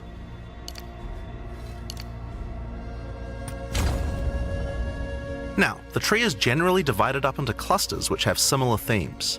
In each cluster you will find small nodes that give simple bonuses like increased damage, but the real power comes from notables. Notables normally have much more interesting bonuses, and they tend to care a lot more about how your build works and what skills you're using. For example, in the mercenary area of the tree, this one gives a 25% chance for crossbow skills to not consume a bolt. And here's one that gives grenades a chance to blow up a second time. This one gives a chance for projectiles to rebound off terrain, as well as giving you some pierce chance to make that more likely. Note that even though this is in the mercenary section, this would work with projectiles from all classes, so there are often reasons to go to different areas of the tree. In order to get between these clusters, you will generally have to allocate nodes in the attribute highways. Attribute nodes allow you to pick which attribute you would like to use, so it's very easy to get points for any attribute that your gear might need. You can change which attribute these nodes give you for half price at the respec vendor. In addition to notables, you will also find even larger passives called keystones. Keystones have both an upside and a downside, and often require changing your entire build to design around them. A great example is Giant's Blood, which allows you to wield two-hand weapons in a single hand, but doubles the attribute requirements of them. Nice. You can use a two-hand mace with a shield, or even dual wield them. Damn. Or how about Mind Over Matter, which makes all damage go to your mana pool first before your life pool, but you lose 50% of your mana regen. Skills like these can be tough to build around, but if you're up for the challenge, they can be very rewarding. As we showed you earlier on the Sorceress, you can swap between weapon sets on the fly as you use certain skills. One of the new features in Path of Exile 2's passive tree is that you can choose to have your passive tree change as you switch between weapon sets to take advantage of specific bonuses on the tree. For the Sorceress, you might want to change between fire and lightning specialization. Or you could switch between one hand and a two-hand setup in order to be able to block boss attacks while following up with heavy hits from your bigger mace.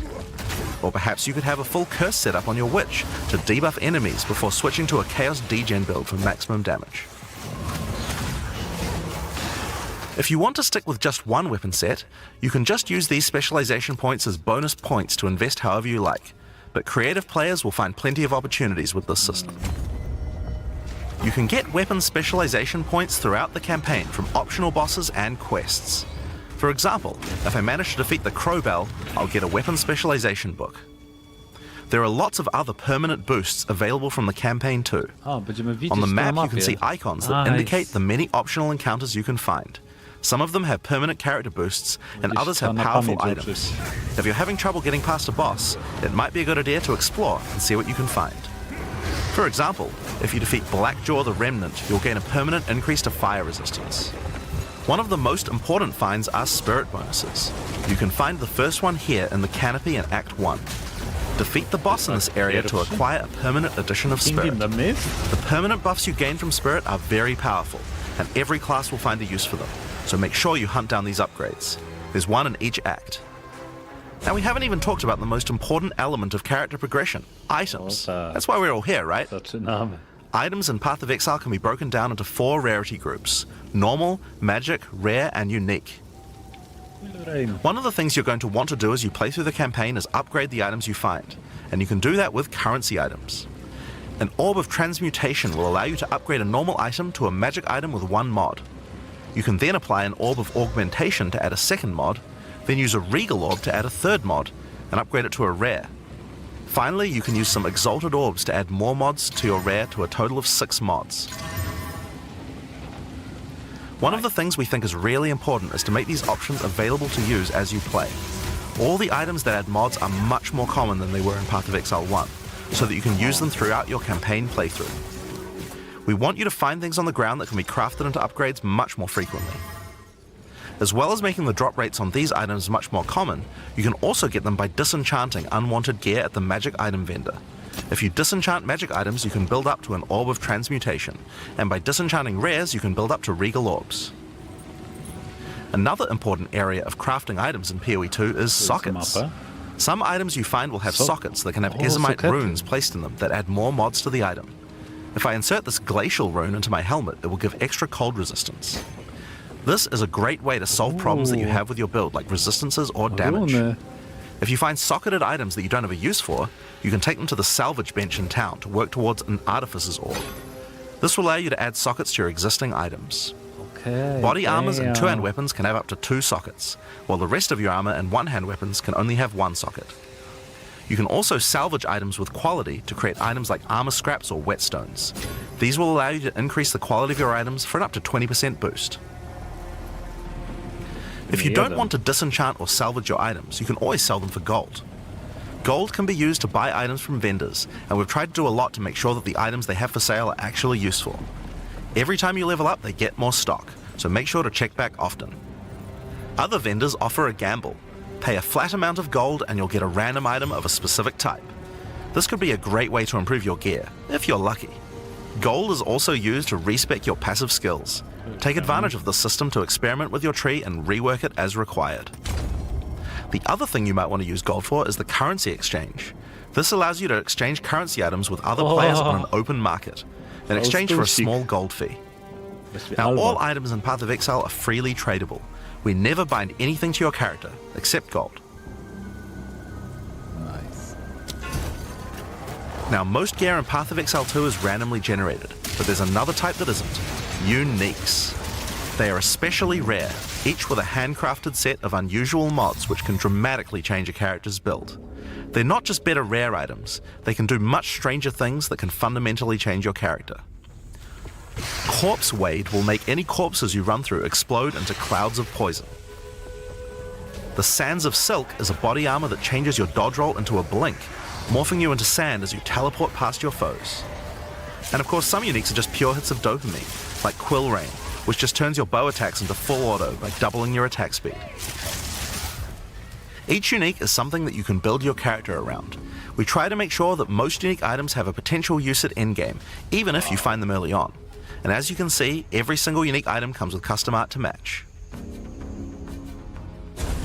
The last character progression system that you can do during the campaign is Ascension. Starting in Act 2, you will come across Ascension trials, tests that you must complete to unlock your Ascension class. We'll explain these trials soon, but first let's take a look at what Ascending can do for your character. Each class has access to 3 Ascendancy classes, but at the start of Early Access, only 2 per class will be available. Okay.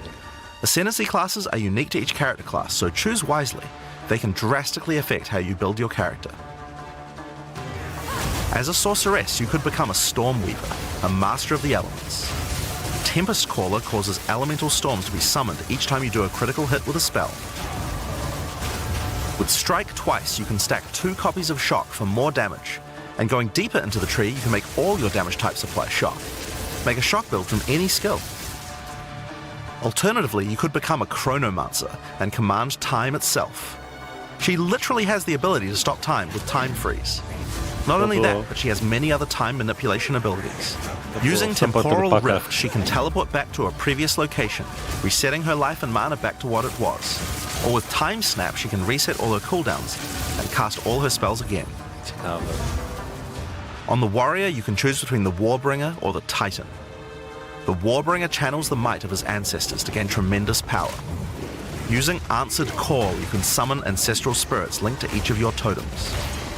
With Jade Heritage, you can encase your body in a protective layer that absorbs all damage until it breaks.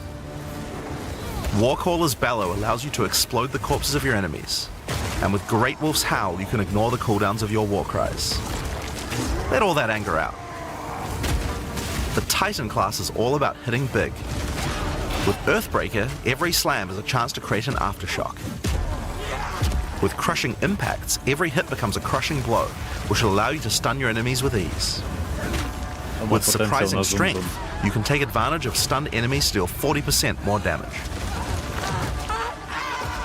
As a ranger, you might choose to be a Deadeye, an expert markswoman who can take down foes with style.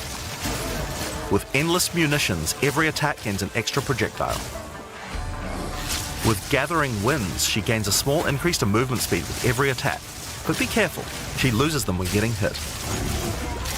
With Eagle Eyes, she will never miss, allowing you to stop wasting all those passive points on accuracy. Alternatively, you could become a Pathfinder, the master of flasks and poison. She can choose from one of several throwable concoctions, allowing her to spend her flask charges to throw explosive bottles that deal various types of damage. A bleeding concoction will make your enemies bleed, while a fulminating one can shock your enemies, allowing you to do extra damage. Contagious Contamination allows her to spread poisons between her foes, while Overwhelming Toxicity doubles the number of stacks they can be infected by. Running Assault allows her to move much more quickly while firing, while Relentless Pursuit makes her totally immune to being slowed by enemies. The Witch can ascend into the Infernalist or the Blood Mage. As an Infernalist, she can summon a loyal Hellhound companion. The Hellhound sets enemies on fire, as well as taking a percentage of the damage if the Infernalist gets hit. With Pyromantic Pact, you can turn your mana into Infernal Flame. As you cast more spells, the flame builds up, and if it overflows, you'll take damage. Using Bringer of Flame, you'll want to make sure you keep the flames topped up. While your Infernal Flame is above 30%, all damage from you and your minions will ignite enemies. She can also transform into a literal demon. Yes, While in demon form, she takes an increasing amount of damage, but her cast speed and damage increase rapidly as well. So if you're planning on transforming into a demon, make sure you stack a lot of life recovery. She can also become a Blood Mage, a master of life and energy. All blood mages must pay the price of making skills cost life as well as mana, but in exchange, every monster they kill will drop life remnants, which allow them to quickly gain back that life. With Crimson Power, she can gain large amounts of extra life, and with Vitality Siphon, she can use her spells to leech life back as well. Once you've got a significant amount of life, you can use Gore Spike to make your critical hits deal incredible amounts of damage. A monk who is in tune with the elements might become an Invoker. With Elemental Expression, the Invoker will create waves of elemental power each time he does a critical strike. With Faith as a choice, you gain the ability to meditate, allowing you to double your energy shield. Choose between I am the Blizzard or I am the Thunder to specialize in cold or lightning. And I Shall Rage will allow you to turn into an unbound avatar.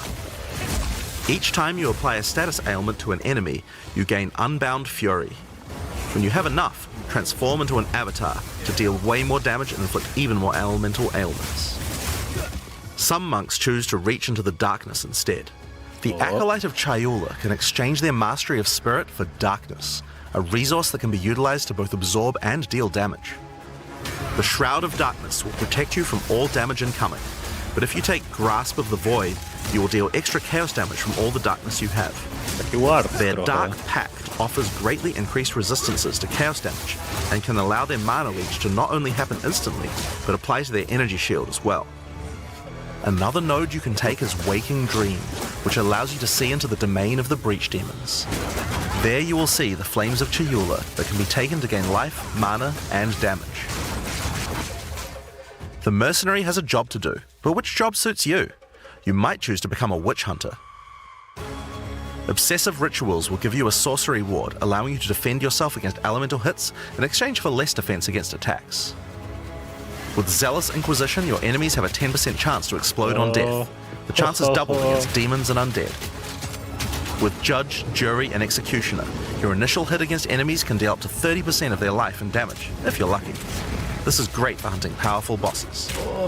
And with Witchbane, you can break your enemy's concentration, preventing them from casting spells as often as they would usually do. You could also choose to become a Gemling Legionnaire, enhancing your abilities by embedding gems directly in your flesh.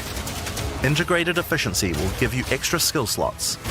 Thermatological Infusion gives you extra maximum resistances as you socket more and more support gems. Adaptive Capability allows you to use any color of gem without worrying about attributes, while Crystalline Potential adds extra quality bonuses to every gem socketed into your character. So those are the Ascendancy classes for the start of Early Access, but one thing we haven't talked about yet is how you ascend in the first place. Love it. Ascension in Path of Exile 2 requires completion of one of the Great Trials, which you'll find as you progress through the campaign. Each one is associated with one of the major cultures of Rayclast. Located in the Vasteri Plains are the Maraketh, a culture of rich tales and brutal traditions, who must do whatever it takes to survive in the desert. The highest position in Maraketh culture is a Sekima, and it is not a title given freely. All aspirants must complete the Trial of the Sekimas, a grueling gauntlet that will test their strength, will, cunning, and patience. To enter, a warrior of the Maraketh must prove their worth by trapping the soul of a djinn in a coin, and you are no different. To nie są lawy, to są questy. Dobrze. Once you have earned your coin, it may be placed in the relic altar to begin the trial. O nie, czy to jest syndykat? Czy to jest, przepraszam... In the Trial of the Sekimas, each room has its own challenges to overcome. Okay. In this room, each rare monster you kill will send its blood to the chalice in the center of the room. Once the chalice is filled, you will be able to proceed. While fighting monsters in the trial, you will need to be very careful. Each hit will not only hurt you, but will damage your honor. The monsters are well telegraphed, so that you can avoid their attacks, but if you run out of honor, you will fail the trial and need to find another coin in order to try again. It is a good idea to make sure that you are well prepared before challenging the Trial of the Sekimas. After each room, you will be rewarded. In this case, you have been given a key that can be used to unlock chests later in the trial. Once you have claimed your reward, you will be shown a map of the rest of the floor and may choose how you wish to proceed. Which challenges would you like to face, and which rewards do you want to claim? Some rooms are more dangerous, afflicting you with debuffs that will persist for the entire trial. For example, entering this room will afflict you with Spiked Shell that will cause all monsters in the rest of the trial to have 50% increased life. You will want to take care if you choose such a path. Zacząłem lubić lawy, There are naprawdę. many different challenges and rewards as you journey through the trial. Deadly traps, waves of monsters, and strange artifacts will test your honor. As you progress, you'll be able to gain boons from the djinn, which will help you on your journey. For example, the Sekima's cloak will revive you once if you die, giving you a second shot at a run. One of the rewards you may find is sacred water, an extremely valuable and treasured resource to the djinn and the Maraketh. Trading it with the djinn will allow you to receive many benefits. You can recover honor, gain additional boons, or remove afflictions. At the end of the floor, you'll find a powerful boss which will truly test your limitations. In order to ascend, walka you z will need to bossem, defeat gdzie nie him. możesz być trafiony, kurczę.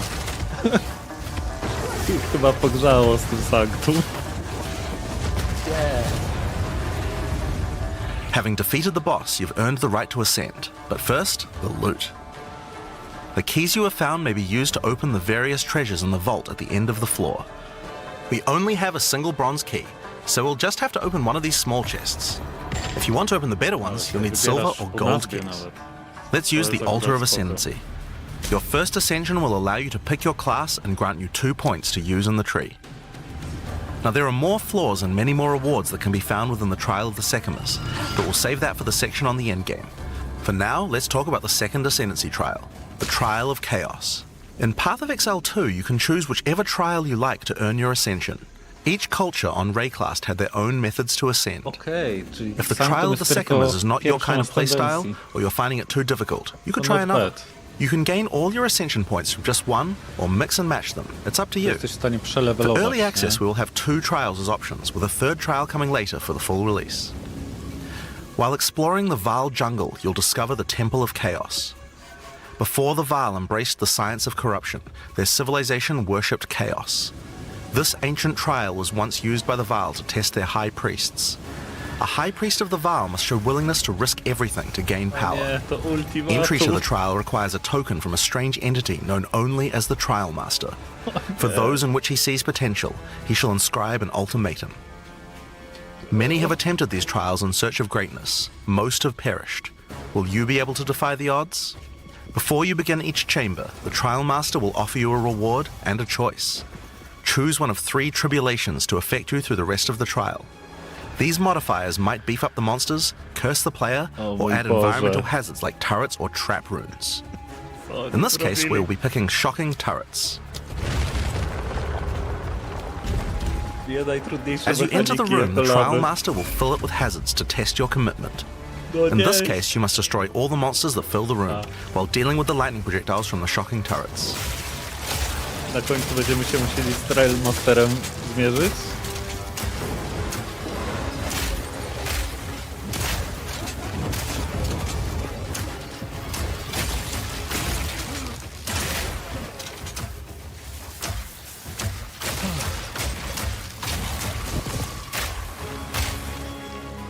Grubo, grubo.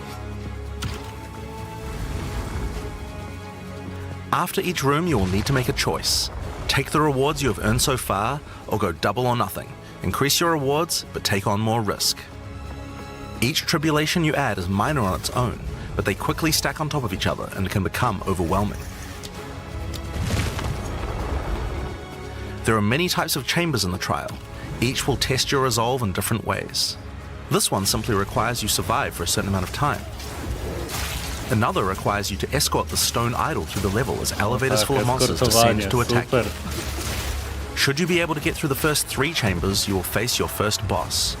The order of the bosses is random, and combined with the tribulations you have selected, the fight will never feel the same. Dobra, randomowe bossy.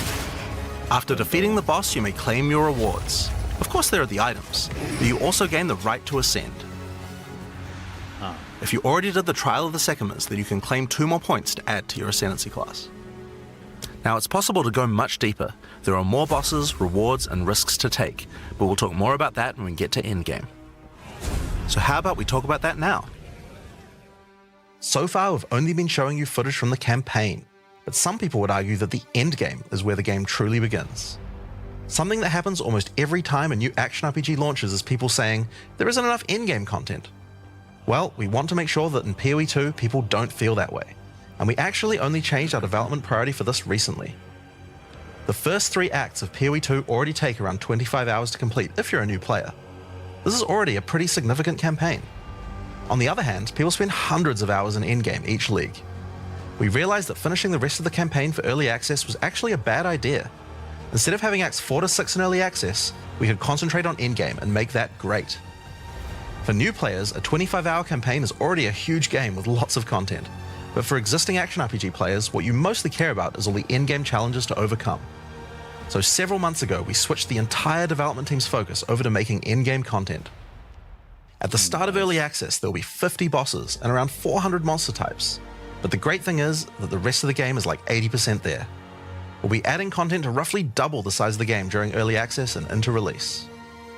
Now, in order to make the endgame happen at the same character level as what it would be after we added the rest of the acts, we've added a second difficulty level called Cruel, where you repeat the campaign with all the monsters and bosses leveled up. And of course, new rewards. You can kind of think of it as like a new game plus. It's also a lot faster to get through the content the second time as your clear speed increases. That will take you to around level 65, where the endgame begins. Once we add the remaining 3 acts, we'll be removing Cruel difficulty, so you'll progress straight from the end of Act 6 to endgame. But what is the endgame? To explain that, I'll hand over to Mark. He can tell you all about it. Hi, I'm Mark Roberts, Game Director on Path of Exile 2. Well, one thing that Path of Exile is known for is having a lot of distinct endgame content to choose between. Each endgame mechanic needs to have its own progression system, areas, bosses, rewards, and player power that can only be gained from that content. We are going to be adding a lot more over time, but for Path of Exile 2 we decided to start with 7 distinct systems you can progress through. This is the Atlas, and it serves as the core of the endgame for Path of Exile 2. It's infinite and expands in all directions. Now, we are not going to spoil the plot too much here, but corruption from the beast has blighted the land, and your objective is to help fight it. In the center of the Atlas you will find the Ziggurat, a temple in which the Vaal research the fundamentals of space and time. Here, we can open portals to nearby locations and begin cleansing corruption and finding resources. In order to power the portal device, we will need waystones. Each waystone has a tier which will determine the level of the monsters that you will face. To go to an area, simply click one that is adjacent to an area that you have already completed. Insert the waystone and click Traverse. Portals will open, allowing you and your party to travel to the area you have selected. All the areas in the endgame feel distinct from the locations in the campaign, and we have dialed the randomization up to 11. The monster packs you will face in each map are totally random, and the combination of them can lead to some very interesting combat situations. There are over 400 monster types in early access, and they have a lot of varied and interesting abilities. Depending on which combinations you face, you might find some serious challenges. In order to cleanse the corruption from the area, you will need to defeat all the powerful rare and unique enemies in it. Once you have done that, the area will be marked as completed and you will be able to travel past it to progress deeper into the world. If you die, then the map can no longer be run, and you will have to find another way around to get to the areas behind it. There are also all kinds of other random encounters you might run into as you play maps. One such encounter are precursor artifacts. These are ancient, corrupting monuments that irradiate the monsters around them. The monsters that feed off the corruption are drawn to their power. If you defeat the monsters and cleanse the artifact, you will get a powerful temporary buff. Some of the buffs make you faster, others rain lightning or fire around you, and some even give you increased experience or help you find better items. You can also find strong boxes. These enigmatic chests guard piles of treasure, but are always a trap. Monsters lie in wait to attack you the moment you open it, and the boxes often have mechanisms to unleash powerful spells or dangerous debuffs. There are different types of strong boxes containing different items, and you can even use your currency items to craft them on the fly, so you can optimize the contents. But be careful of opening one you can't handle.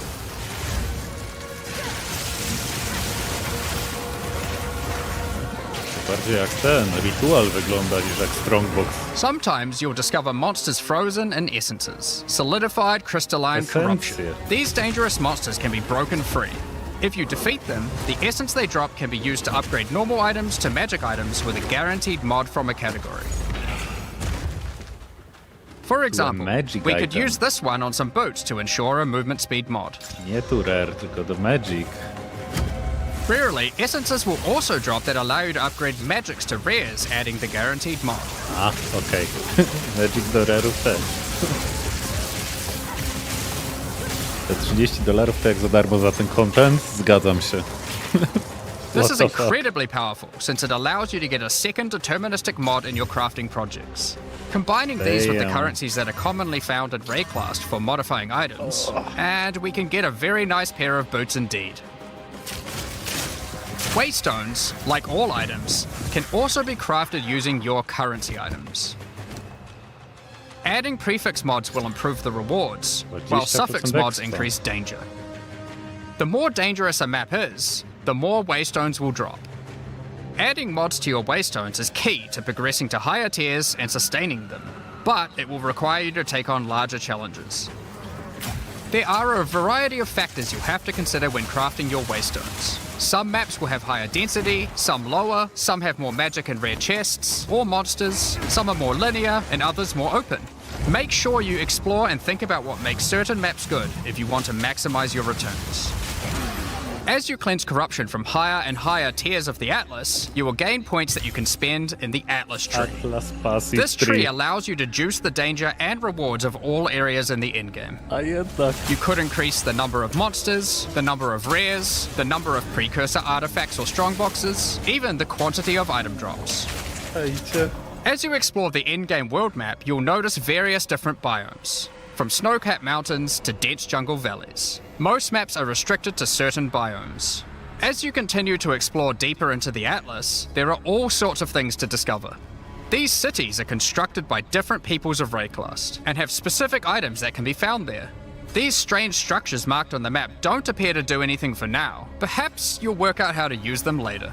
You might find unique maps like Untainted Paradise, an undisturbed island full of beasts that give an extreme amount of experience. You may even find a lonely man just enjoying his retirement who will give you a unique item for free.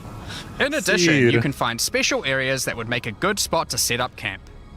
Clear these areas of their hostile inhabitants, and you'll be able to claim them as your own hideout. You can decorate your hideout as you see fit and invite various NPCs to join you there to create your own personal base of operations. Dziękuję, Grading Gear Games. A great tool for exploration are towers. These mysterious precursor constructs are dotted around the Atlas. Completing the tower will reveal a large area around it, allowing you to scout out your next challenge. There are lots of things to find, so keep looking.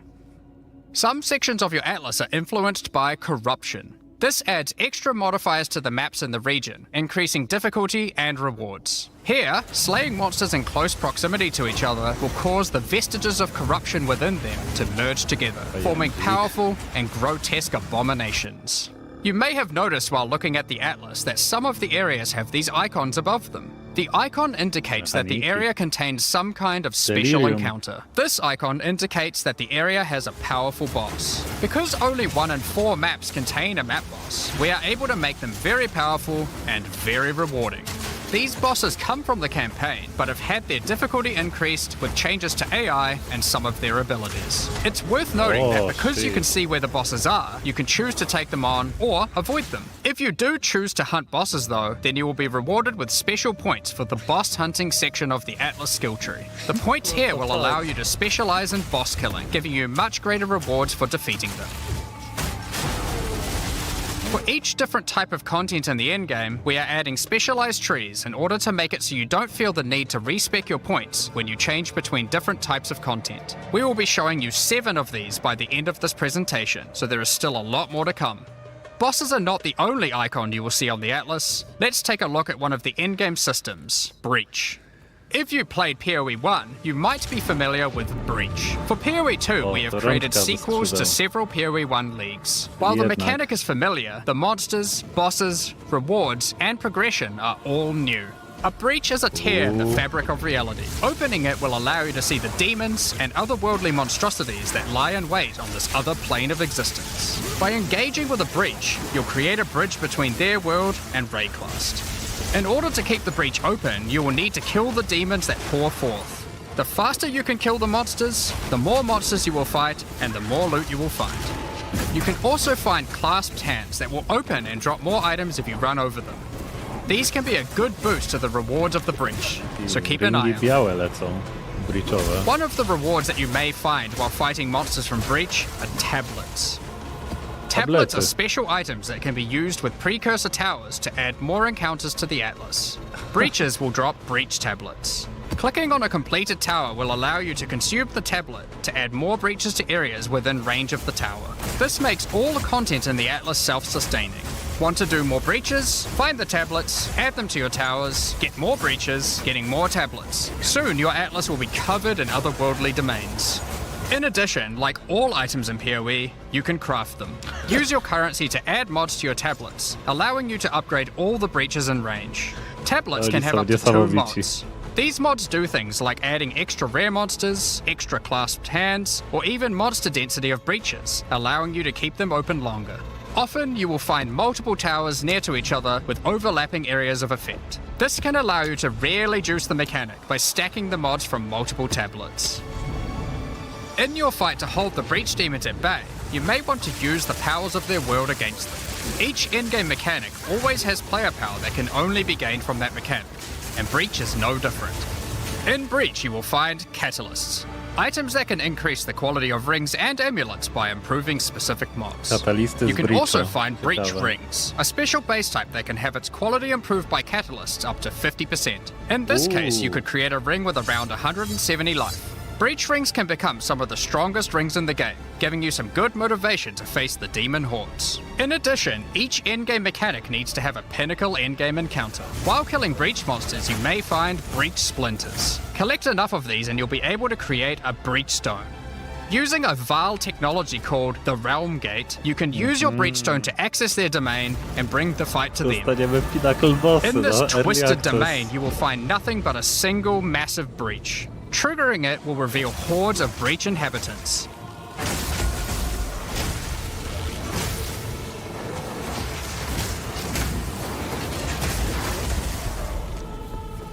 And should you be fast enough, you will be able to fight their leader, Zesht. We that are one. We are Venom. We in nightmare. We that are one. Fate relies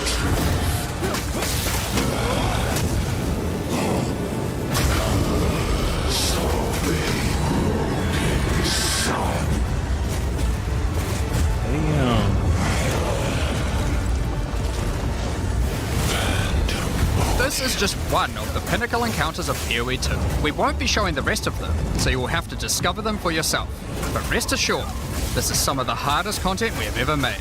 All of these encounters have specific uniques that can only be found from them, but that's not all. We still have the progression system. Defeating Zesht will give you points to allocate into the breach section of the Atlas tree. Allocating these points will make breaches and the breach domain even harder, but will give you more rewards. The small nodes will increase the difficulty of the twisted domain, while the large nodes have more specific bonuses. For example, this node adds more clasped hands to your breaches, and adds a pack of magic monsters that can guard them. Get some more points and you can allocate Waking Nightmare, which will double the number of splinters you get from clasped hands, and inflict you with a mysterious debuff.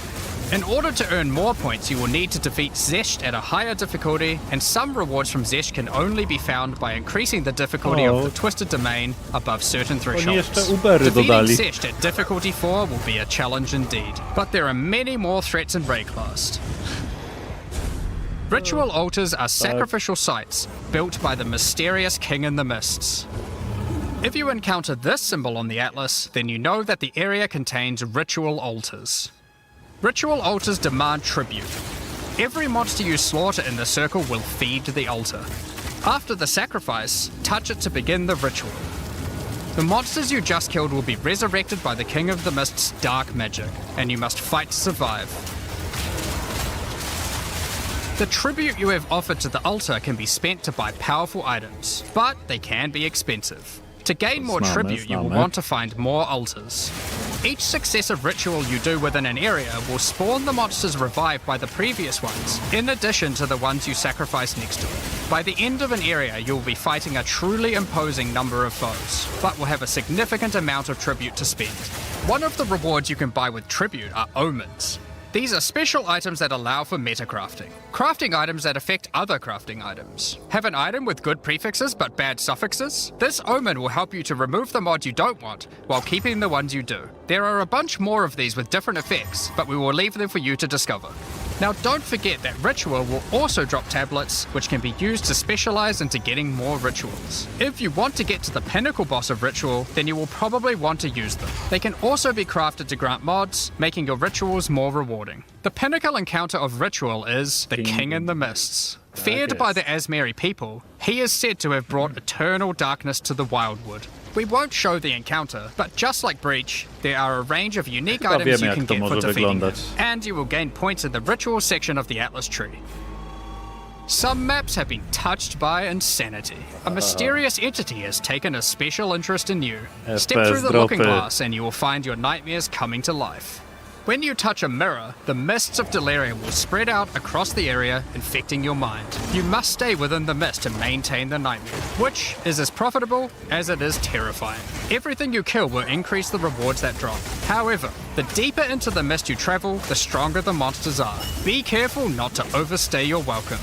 Rare and unique enemies will become vessels for terrifying demons, who will manifest out of them to unleash powerful attacks on you. The mist also offers a strange crafting material, distilled emotions. By combining these emotions, you are able to instill your amulet with a notable from the passive skill tree. This is like gaining an extra passive point for free, attached to your gear. They are also particularly great because you don't have to traverse the tree to get them, allowing you to get off-class bonuses that would normally be much harder to get. Distilled emotions can also be used to instill your endgame maps, applying Delirious to them and adding additional difficulty and rewards, allowing you to further juice your endgame maps. The tablets you can find from Delirium can be used to further improve it, increase pack size, make the fog dissipate slower, or improve your progress towards the pinnacle encounter of Delirium. Speaking of which, every now and then you will find Simulacrum Splinters. The mysterious entity will create strange encounters based on warped versions of your own memories. Monsters and simulacrums come in waves that get progressively more difficult. You will receive loot at the end of each wave, and you will have to make the decision to leave now or continue on, facing up against even tougher foes from the mist. The bosses you will face as you get deeper into a simulacrum are truly terrifying. If you can complete a simulacrum, you will gain points for the Delirium section of the Atlas skill tree. Next up, we have Expedition. Occasionally, while clearing corruption, you will encounter these Kalguran settlers. The Kalgurans have discovered ancient burial sites with lost Verisium artifacts, and they want you to help dig them up with explosives. The Kalgurans have marked the locations where the relics can be found. Place explosives as best you can to dig up as many as possible. There is just one problem. Corruption has brought the corpses of their ancestors to life, so you might have to do a little cleanup before you can reclaim the artifacts.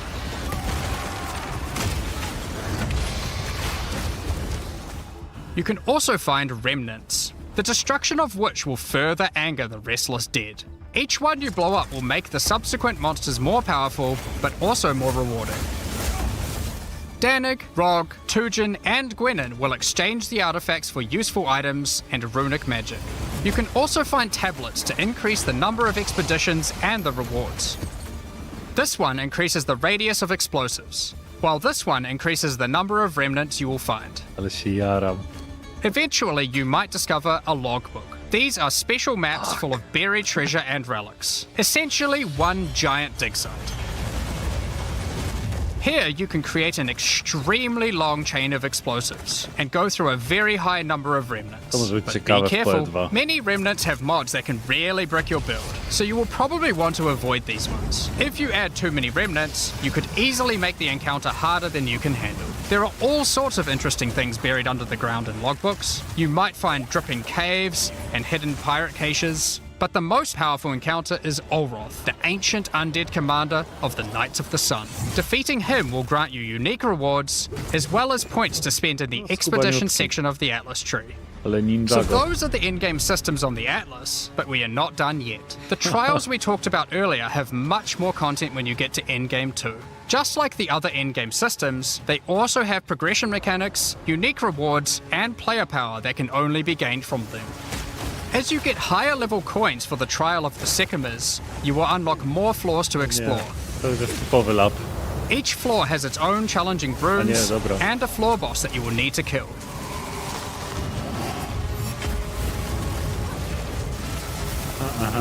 There are 4 floors in total, leading to another pinnacle boss at the end of the last floor, which can only be accessed at Endgame. The Trial of the Sycamores is where you'll find jewels, which you can socket into your tree.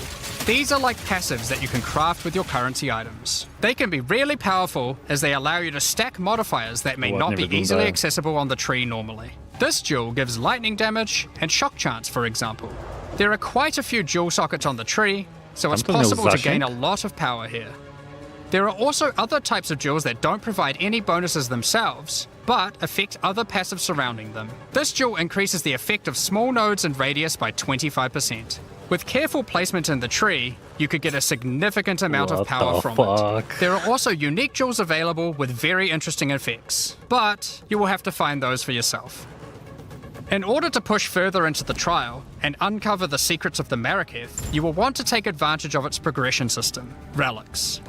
Relics are items that can be placed in the relic altar as you start the trial. They give special bonuses that affect the trial, making it easier and increasing its rewards. Of course, you can craft these with your currency items, making them even stronger. If you can complete the entire trial overcoming all 4 floors, the final boss will reward you with one of many unique relics. These relics will be consumed when used on your next run, but can reward you with unique and powerful items. For example, this is the Last Flame. If you use it, you will have only 1 honor for the entire trial, so you will need to do a completely hitless run. Znamy to. The Trial of Chaos also extends into the endgame. As you gain inscribed ultimatums of higher and higher levels, the number of chambers that you can go through increases.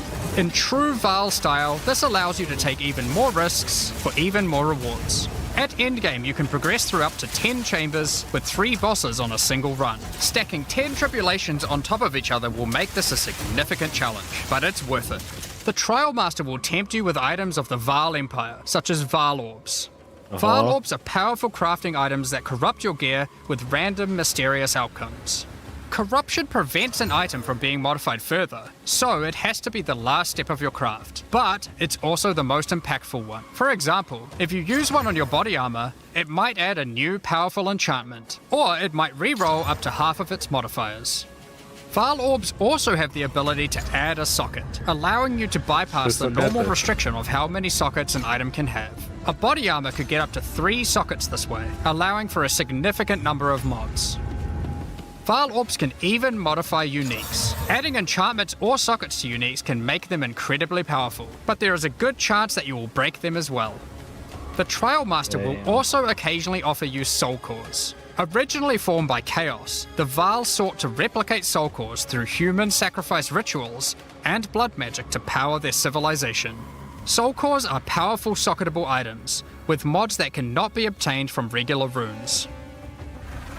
Like all endgame content, there is of course a pinnacle boss. The final chamber will drop keys to this mysterious door. Some say this is where the Trial Master himself resides. Perhaps you are willing to take the risk to find out. Had enough yet? Because there is still just one more thing. The most difficult content in Path of Exile 2. While mapping, you might come across this fortress that has emerged from underground, surrounded by an enormous maze riddled with danger. Is the maze preventing something from getting in, or something getting out? This fortress is of ancient origin, and its construction has similarities to the towers and tablets that you have been using on your journey through the endgame. It is clear from the entrance that there are 3 keys required to enter. Local factions are vying for access to the fortress in order to seize the power they believe will be inside. Each of the faction's leaders have managed to get their hands on one of the keys, so you will need to defeat them. Each faction is led by an Uber-Act boss. You can see one of them inhabiting the city, but in order to fight him, you will first need to defeat their 2 lieutenants in the adjacent zones. Be careful. If you fail against either of the lieutenants, or to kill the leader, they will move on, and you will need to find them again. Kill all the Uber bosses and you will gain access to the fortress. We aren't going to spoil it, as we can't wait to see you guys attempt it for the first time. But is there a tree you get points in after killing it? Of course there is. This is Path of Exile. There is always another tree. So these are your challenges for PoE 2. As you can see, this project is crazy huge. Way bigger than even we expected when we started out. But how do you gain access? Well, during early access you'll need a key to get in. To thank our existing PoE supporters who have spent more than $480, we'll be giving you guys a key for the PC version for free. Anyone else who wants one can get one by purchasing one of the new early access supporter packs that have just been released to the store. If you just want early access to PoE 2, then you can get a key in the $30 early access pack. The pack also comes with $30 of points to spend in the MTX store. But we also have a variety of other supporter packs filled with exclusive microtransactions, points to spend in the store, and even physical items. The cosmetics can be used right now in PoE 1 and in Path of Exile 2 when early access starts. Most of this footage has been recorded in Path of Exile 1, since that's where you can use them immediately. The Lord of Ogham supporter pack contains a cosmetic armor set befitting of the Count of Ogham himself. There is also a matching back attachment which has an alternate variant depicting the influence of corruption. Also in this pack you can find a portal formed of the rusted armor of the fallen soldiers in the Red Vale of Ogham, and the offspring of a vicious crowbell boss found in the hunting grounds. This one doesn't look so vicious though.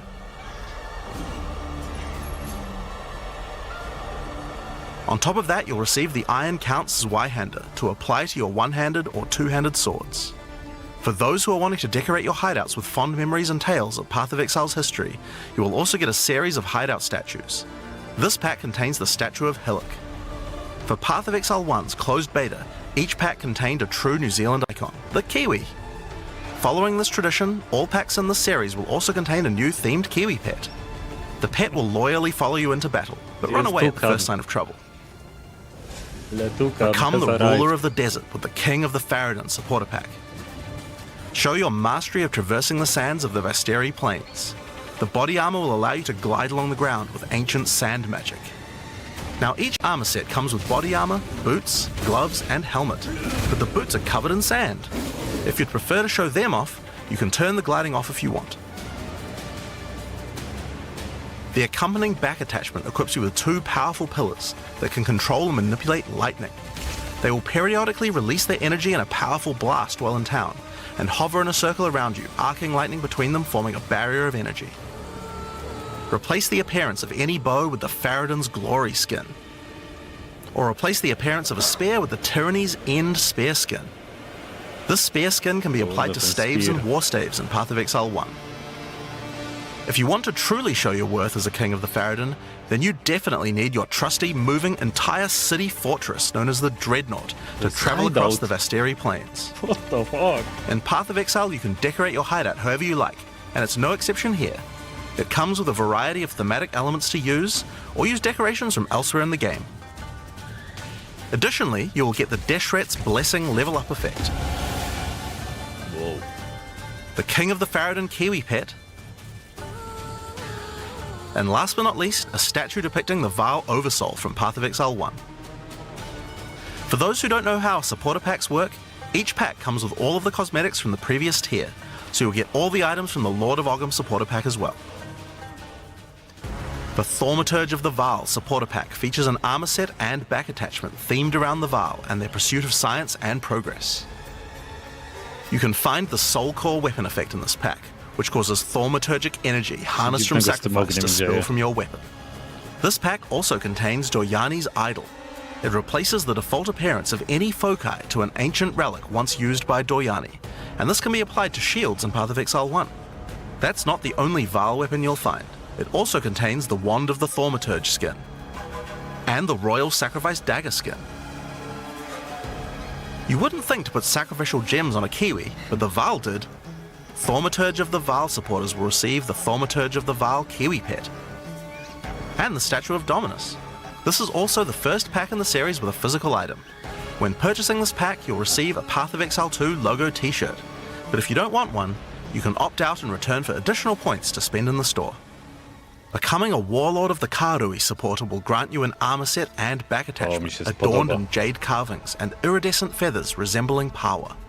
Enough to even impress the ancestral gods, specifically Tukohama, the Karui god of war. Overkill, you say? I think the Karui people would disagree. Why not drop a gigantic totem on rare enemies you slay to crush them to a pulp? Replace your crafting bench in your hideout with the Ancestral Canoe crafting bench, where Ancestral Chief Mata will summon a giant canoe manned by Karui warriors to aid in your crafting desires.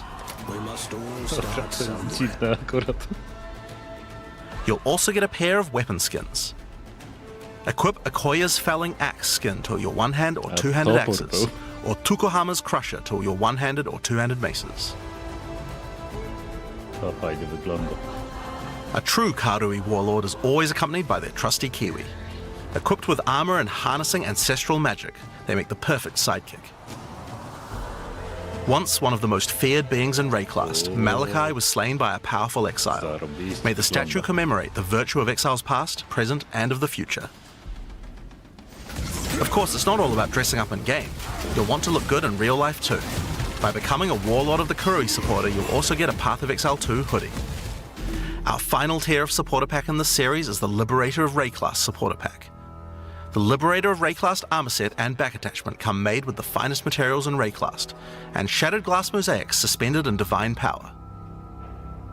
Set up your base of operations in the Beacon of Salvation hideout. Why restrict yourself to just one island when you can liberate more? The Beacon of Salvation hideout comes equipped with your own collection of small islands and personal operators of boats that you can use to row between them. Just walk to the piers, click a boat to enter, and navigate as you choose. Decorate each island as you see fit to best represent your well-earned hideout. Nikt z tego nie będzie Everyone in korzystał, your ale hideout can use spoko. their own boat. Why not have some races? You can also get the Window to Twilight portal effect, a beautiful mosaic piece of art that shatters and reveals a gateway to your desired destination as you approach it. As you walk away, the glass magically reforms back to its original form. Rule in style with the Throne of the Ruler map device. Sure, this map device can create portals to endgame maps, but it also comes with a throne you can sit on to oversee your growing kingdom. Look down on the plebeians running your maps. Being the Liberator, though, is not just about sitting on your throne all day. If you do decide to join the fight yourself, you can leave a High Priest in charge as your second in command. Liberator of Rayclast supporters will also get a set of varied weapon skins. The Light of Divinity Scepter skin, the Deliverance Crossbow skin, the Justice Flail skin, and the Redemption Shield skin. Zawsze było. Once again, you'll have an accompanying Kiwi, and of course a statue depicting one of the most iconic events in Rayclast's history. The battle between a powerful exile and Kitava, the Insatiable. With the help of two deities, Sin and Innocence, the exile was able to defeat him once and for all. This supporter pack also contains the Path of Exile 2 art book.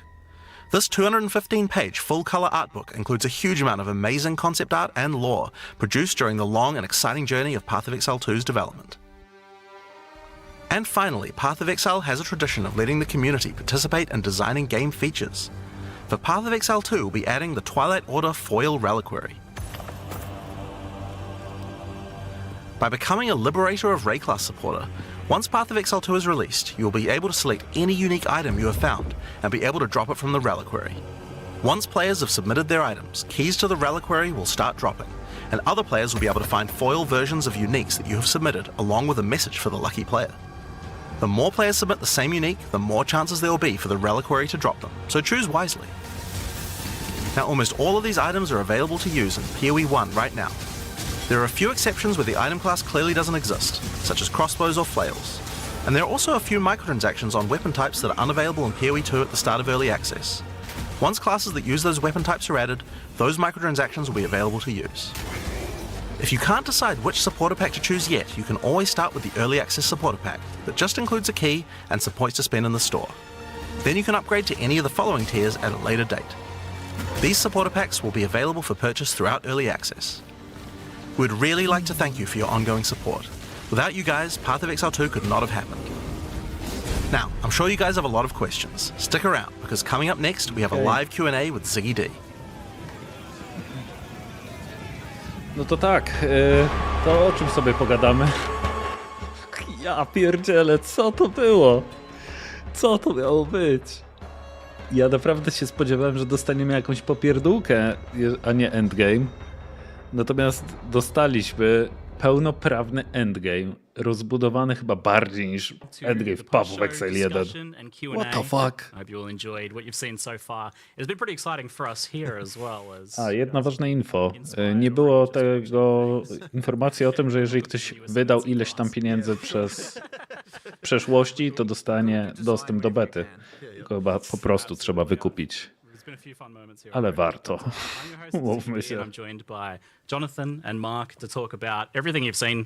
Honestly, it's Było? so much. A, to przepraszam. I mean, we were really keen to make sure that when we went into early access, that people didn't feel like it was just, limping along and kind of, just like a minimal amount of content. We really wanted to kind of blow people away. So hopefully people feel like, there was enough content. Dzięki za info. Because, it was certainly a Dobra, to musimy się wyłączyć na sekundę, jak akurat o tym mówili. I come here expecting that there would be, maybe a basic mapping, placeholder endgame and your 3 acts and, the half the classes. But you've made a decision here clearly that's got the core PoE player community in mind. Absolutely. So, I mean, we have to make sure, look, Path of Exile's endgame is kind of known for the fact that you get to choose between different types of content and that, some people enjoy one thing, some people enjoy another. And I feel like that choice is a huge part of what makes it good. So if we didn't have that when we entered endgame, then I don't think that would be, that wouldn't be a Path of Exile endgame. So that's kind of what we have to make sure of. So we kind of said, okay, well, what is the minimum number of different in-game things you need to be able to have in order to be able to actually have a viable in-game that you feel like you get different choices. And that's how we ended up with what we have. I definitely feel like a lot of games nowadays release, and their campaigns intact and real good. You get to the end game and it just falls real flat. Yeah. And it was certainly a very important moment for us when we were like, hold on, that's the wrong thing to do. Let's not make the same mistake as everyone else. Let's pivot. And we actually did that, and it made a world of difference and made the game all of a sudden, 100 times bigger with an infinite amount more content, right? It was definitely hard though, because we're progressing. It's we would have made it. We would have gotten, all these acts in if we hadn't have changed direction. It's to actually say, you know what, we're going to specifically not finish this content that we'll be working on, it's pens down everyone. We're stopping work on this. We're going to move over to endgame because it's actually more important. That was certainly a hard one. That would have been some whiplash there, I imagine. For sure. Well, I mean, it's suddenly the whole, environment art team, it's they're all just whatever you're working on, just scrap. You don't want to scrap, but, just stop it. we're doing something else now. So saving clothes, yeah. Especially for a lot of the developers, because you got to also think, a lot of our developers have just been working on this campaign for, what is it now, 6 years? I think it's even longer, actually. Yeah, it's just this epic journey, whereas none of them, a lot of these people haven't been working on Path of Exile 1 this whole time, so some of us are we're just churning out endgame with every league and doing all of that, but for a lot of these people, a lot of these developers, it was quite jarring to swap over, but everyone embraced it. We talked about it, everyone was happy about it and stoked about it, and it just ended up coming out real awesome. So I think it's landed well, and it definitely kind of blew me away when so even before I saw anything, we were in the car on the drive here, and you were just info dumping all of the end game. You're like, oh, we got this picture, we got this feature. I'm getting dopamine just from hearing about it. I haven't even seen anything yet. But do you guys feel like you're competing against yourselves a little bit here? Because Path of Exile's kind of set the bar, the original game has set the bar for what is available to endgame. Ja dalej nie mogę uwierzyć, nie? To, co się dzieje. It's not acceptable really to launch with just nothing in terms of endgame now. Absolutely. I mean, I mean, if you're not competing with yourself, then zatrzymam nagrywanie. Right? So that's what you really have to do. Nagrywałem to wszystko. Yep, absolutely. Well, as I said, I just think it would not have landed nearly as well without that. And I think it's important that our existing Path of Exile 1 community feels like they're also served. Sure, we're doing all this stuff for new players, and that's really important, and that'll expand the audience. Przeciążone serwery teraz. If we launched and all the PoE 1 players are unhappy, that wouldn't be good. So, we have to make sure that they also feel like, they've got a game for both them and for all the new players. Czy Delva nie będzie? Troszeczkę Atlas będzie Delvem, bo tylko, że nie będzie jakby coraz trudniejszy, chyba nie będzie coraz trudniejszy, chociaż nie jestem tu do końca pewien, jak się skaluje poziom trudności, ale damn. So if you're just here's your one end game system, well, immediately then there is a portion of players who are just I don't want this, right? And so having all of these options is ultra key, and that is what Path of Exile 1 has taught us. And again, it's I'd say lessons learned, for the genre, and it is expanding in other games and stuff, but yeah, certainly, as you said, competing with ourselves. Yes, PoE 1 has 40 axes, and we've got 7 really good ones here, and obviously more to come. But 7 is a lot, mind you. Especially when it's all people have to learn a lot of things again. It's going to be very interesting to see how long it takes people to do the kind of difficulty 4 pinnacle content. It's like we have to. It's honestly like we actually don't even really know because like you never know what people are going to find in terms of builds and so on. Like I'm hoping that it will take people a while to be able to work it out, but you never know. Maybe end of day 1 people just easy, no problem, mate. Poradzili sobie z drzwiami, dodali samony, które ci drzwi otwierają. Jeez, okay, this is where we've got it now, is it? Uspokój się. So, but I imagine there'll be a little bit of a soft reset there for people. Sure. A relearning period. There's stuff to learn.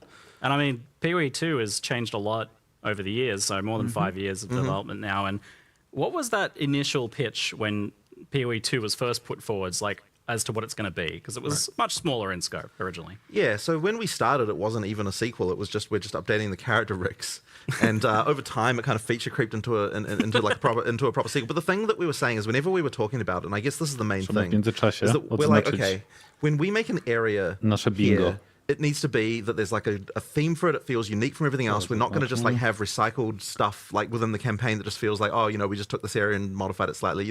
Each one's got to have its own stuff. It's got to have monsters that were like carefully thought about that like, fit in with the world. And it's got to have bosses that are actually like good tier quality, and every area is going to have one.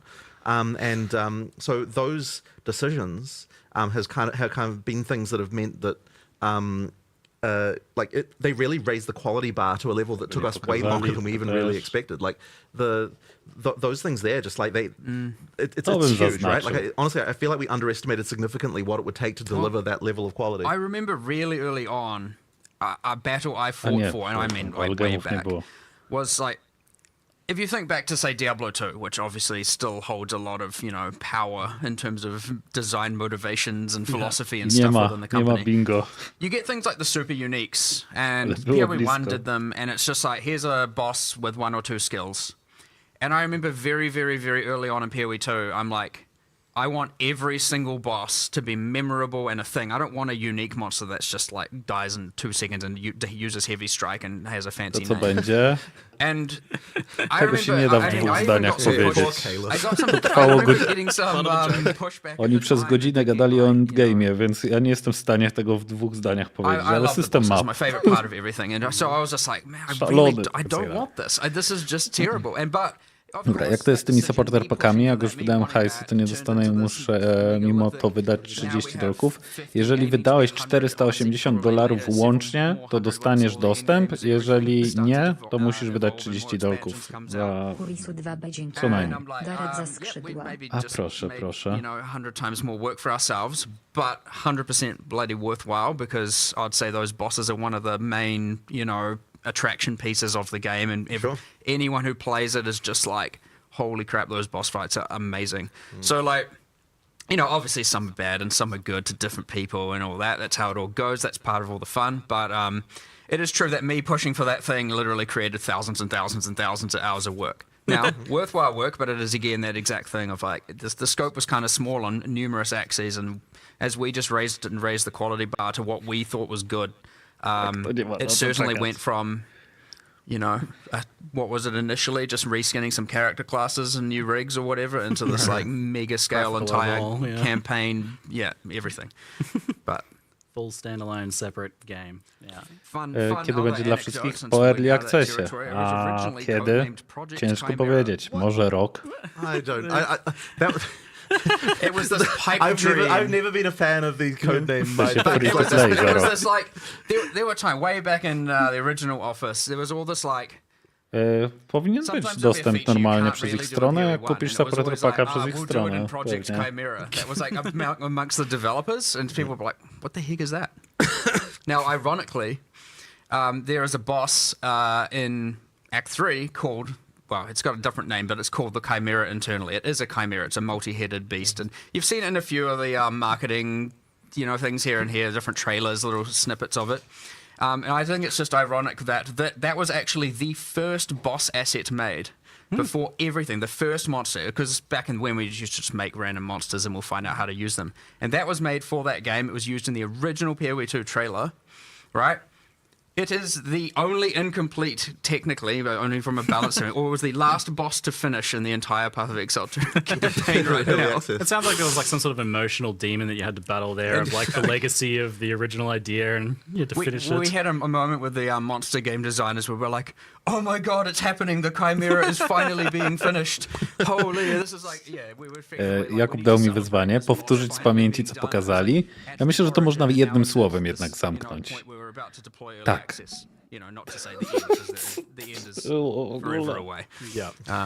Yeah, still the beginning of a journey in many ways. Jakie dorzucamy mechaniki? On that note of Tak, celebrating, tak. like, how do you guys feel having now kind of, for the first time, I feel really like laid bare kind of everything you have. You're putting it out there and only being 2 weeks away from everyone playing it.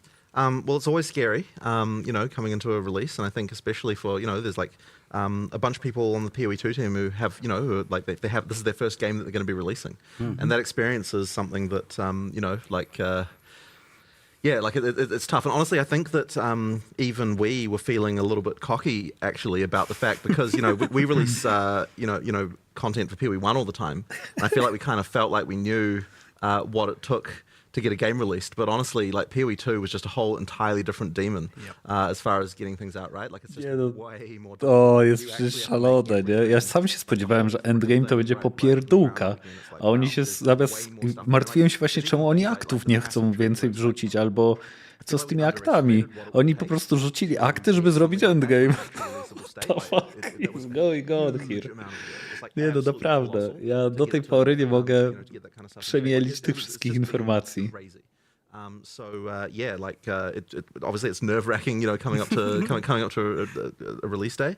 But I think we do have something that players are going to really enjoy, and you know, like it's always comforting when, you know, I mean, we had a live event in LA recently. You know, people, you know, we got to the time limit and everyone's like, oh man, we don't want to stop. You know, so like I think people are going to really enjoy it. It's been teraz gadają o takich generycznych rzeczach. This time around as well, whereas before I was playing a very buggy kind of internal version of the game that was very experimental. Now playing a... Zobaczymy pytanie i zaraz powiem wam, co almost chciałem what I'm going to powiedzieć. be playing. Well, I heard you still managed to blow the count up the elevator. Okej. Okay.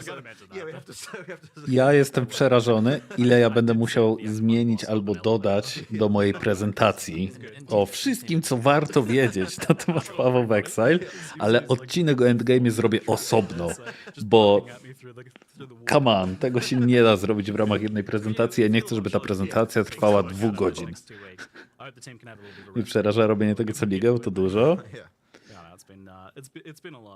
To będzie trochę inne doświadczenie, coś mi się wydaje.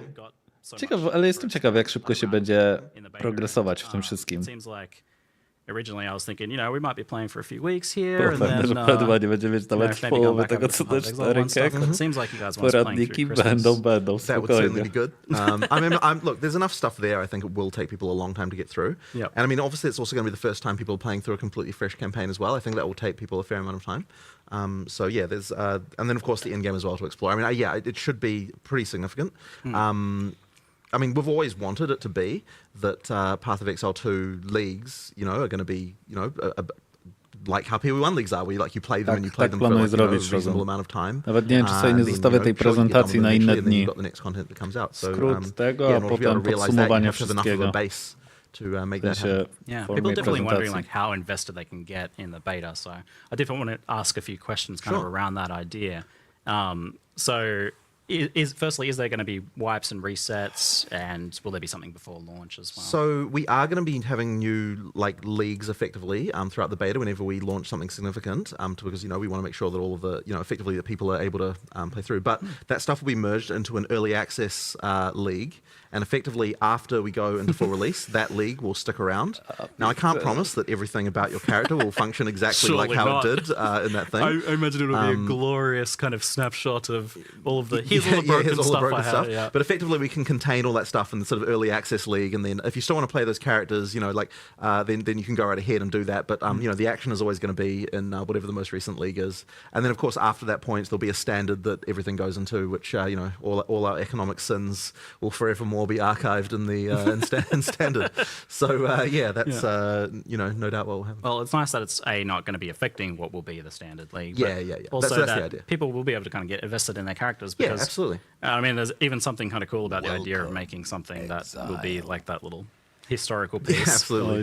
To będzie zdecydowanie gra na sure lata. there'll be some handful of legacy things that only exist. Ja się pokuszę nawet o zdanie, że to, co oni teraz przedstawili, mimo że to dopiero early access, to już by starczyło na lata.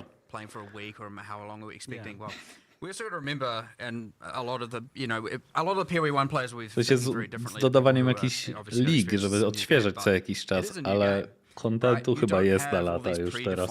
Hyper refined builds to play to immediately, go through things. You don't have people coming in with like fully detailed 7 million line build guides of exactly what to do with what items. The discovery is going to be there. The discovery takes time, and the discovery is like honestly ultra fun for me. I love it.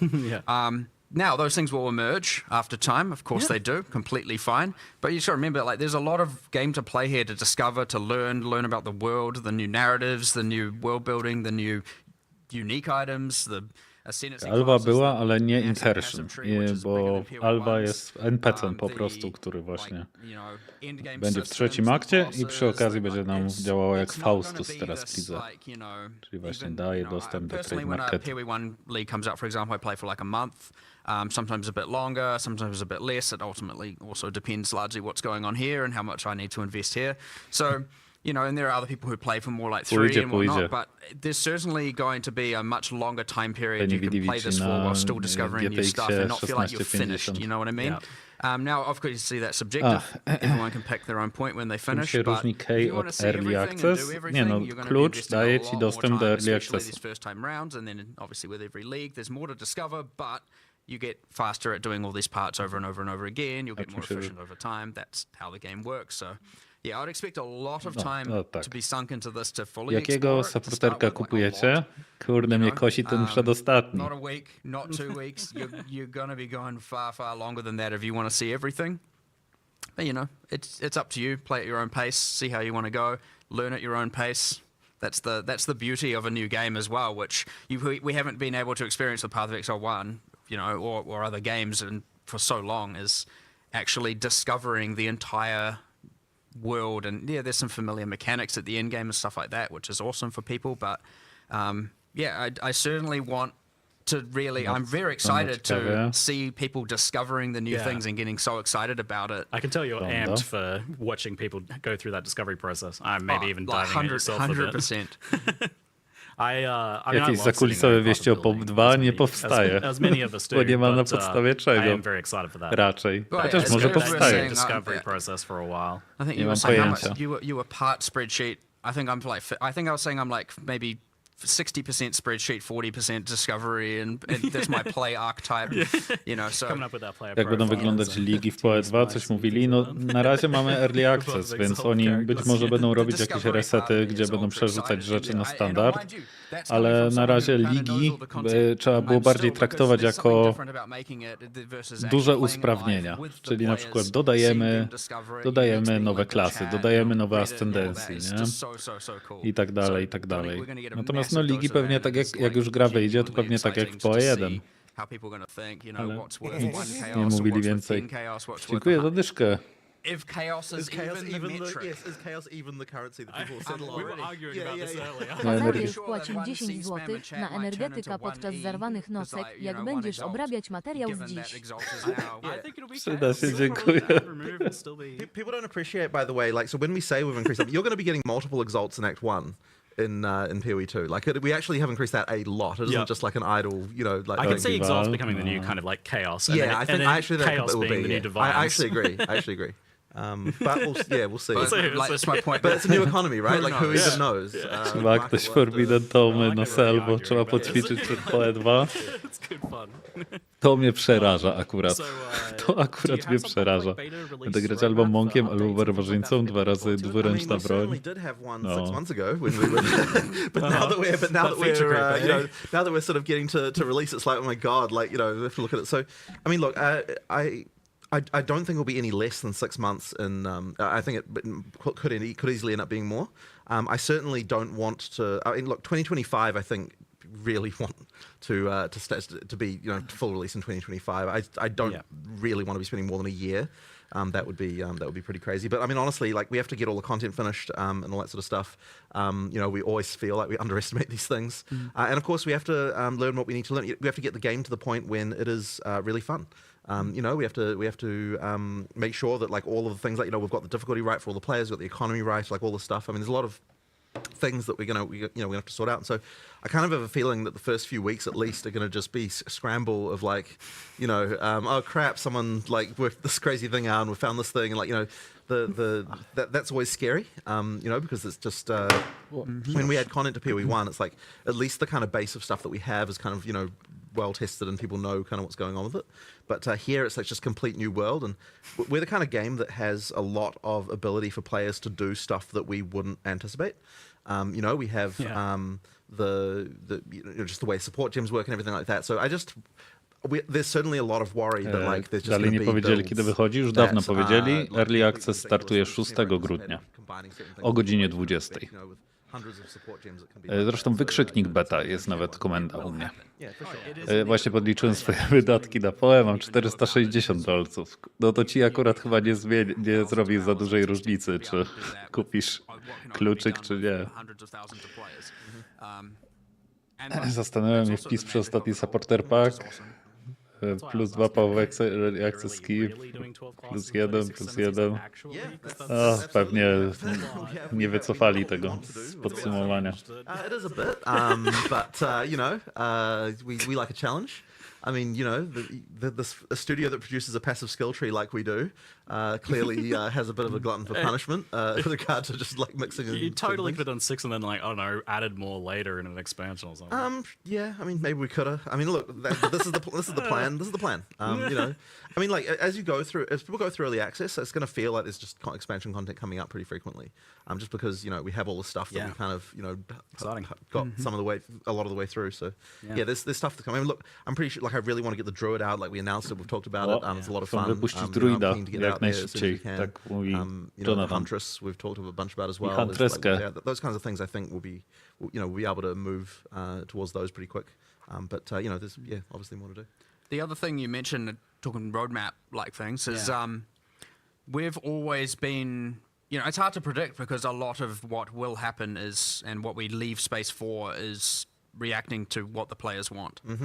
And so if you plan everything for so long, you're going to have very slow reaction times to fixing, you know, or adding certain content where there you know, maybe the issue is like, the campaign needs more of this, or this class needs more of this, or something. So if you're planning, then you're going to be delivering on what they want solved like a year down the line or even longer.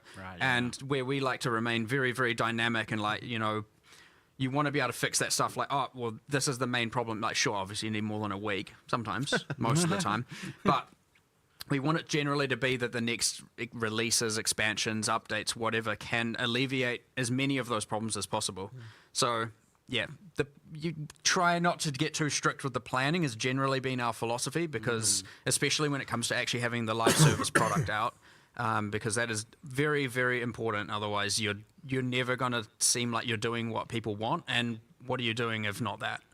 So that actually is a good point. Like, I was going to ask, what do you folks, what does the team want out of the beta? Because obviously it's like a good way to market the game, but it's also you know, key to shaping the game in the future. Like, the actual beta, it's not just early access. I think one of the most important things, I think it's going to be really good for the development team to get back into a live mindset and like get it back into the idea of like, okay, everything we make is shipping. People are seeing this. Like, get back into this, you know, people are seeing, you know, like actually getting back into that, and like, yeah, like, and like being able to sort of see directly, like, okay, we make something, it goes in the game, people like it, don't like it, like that kind of stuff. Like, and that really, like, that has been our studio for like most of its lifetime. Obviously, we, you know, before we released PoE1, it wasn't, but after that point, I mean, we are a company, like, we are a company that likes to think that we can do live service better than anyone else. Like, that is our goal. And so, like, getting back into that again, you know, for the entire, everyone, albo kupić supportera za 30. Within, you know, certainly in less time than, you know, than 3 months away. is going to think be really, $480 historycznie albo $30 these za supporter packa really z long kluczem. term things like that span over years. It's like you go so long without proper feedback, like stuff kind of gets made and then like it's not really in a real game, and so it doesn't get probably tested lose properly. perspective And you absolutely lose perspective on this stuff. So I think that that's just going to be really great to get back to that again. Yeah. I honestly, as you said, it is early access. It is a beta period, and I'd say, personally speaking, the thing that, and we mentioned it briefly about the character balance and the builds that are broken and all that, that's obviously pretty useful to me, right? Yep.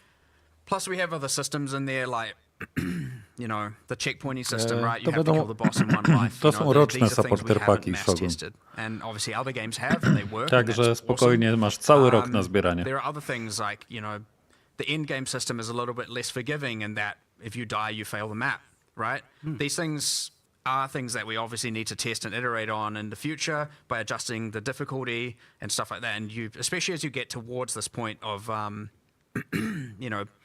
the end game, like, okay, Act 1 has been tested like crazy. Yep. Right? And you get less and less testing as it goes on because you get less people, they've just been around for less time.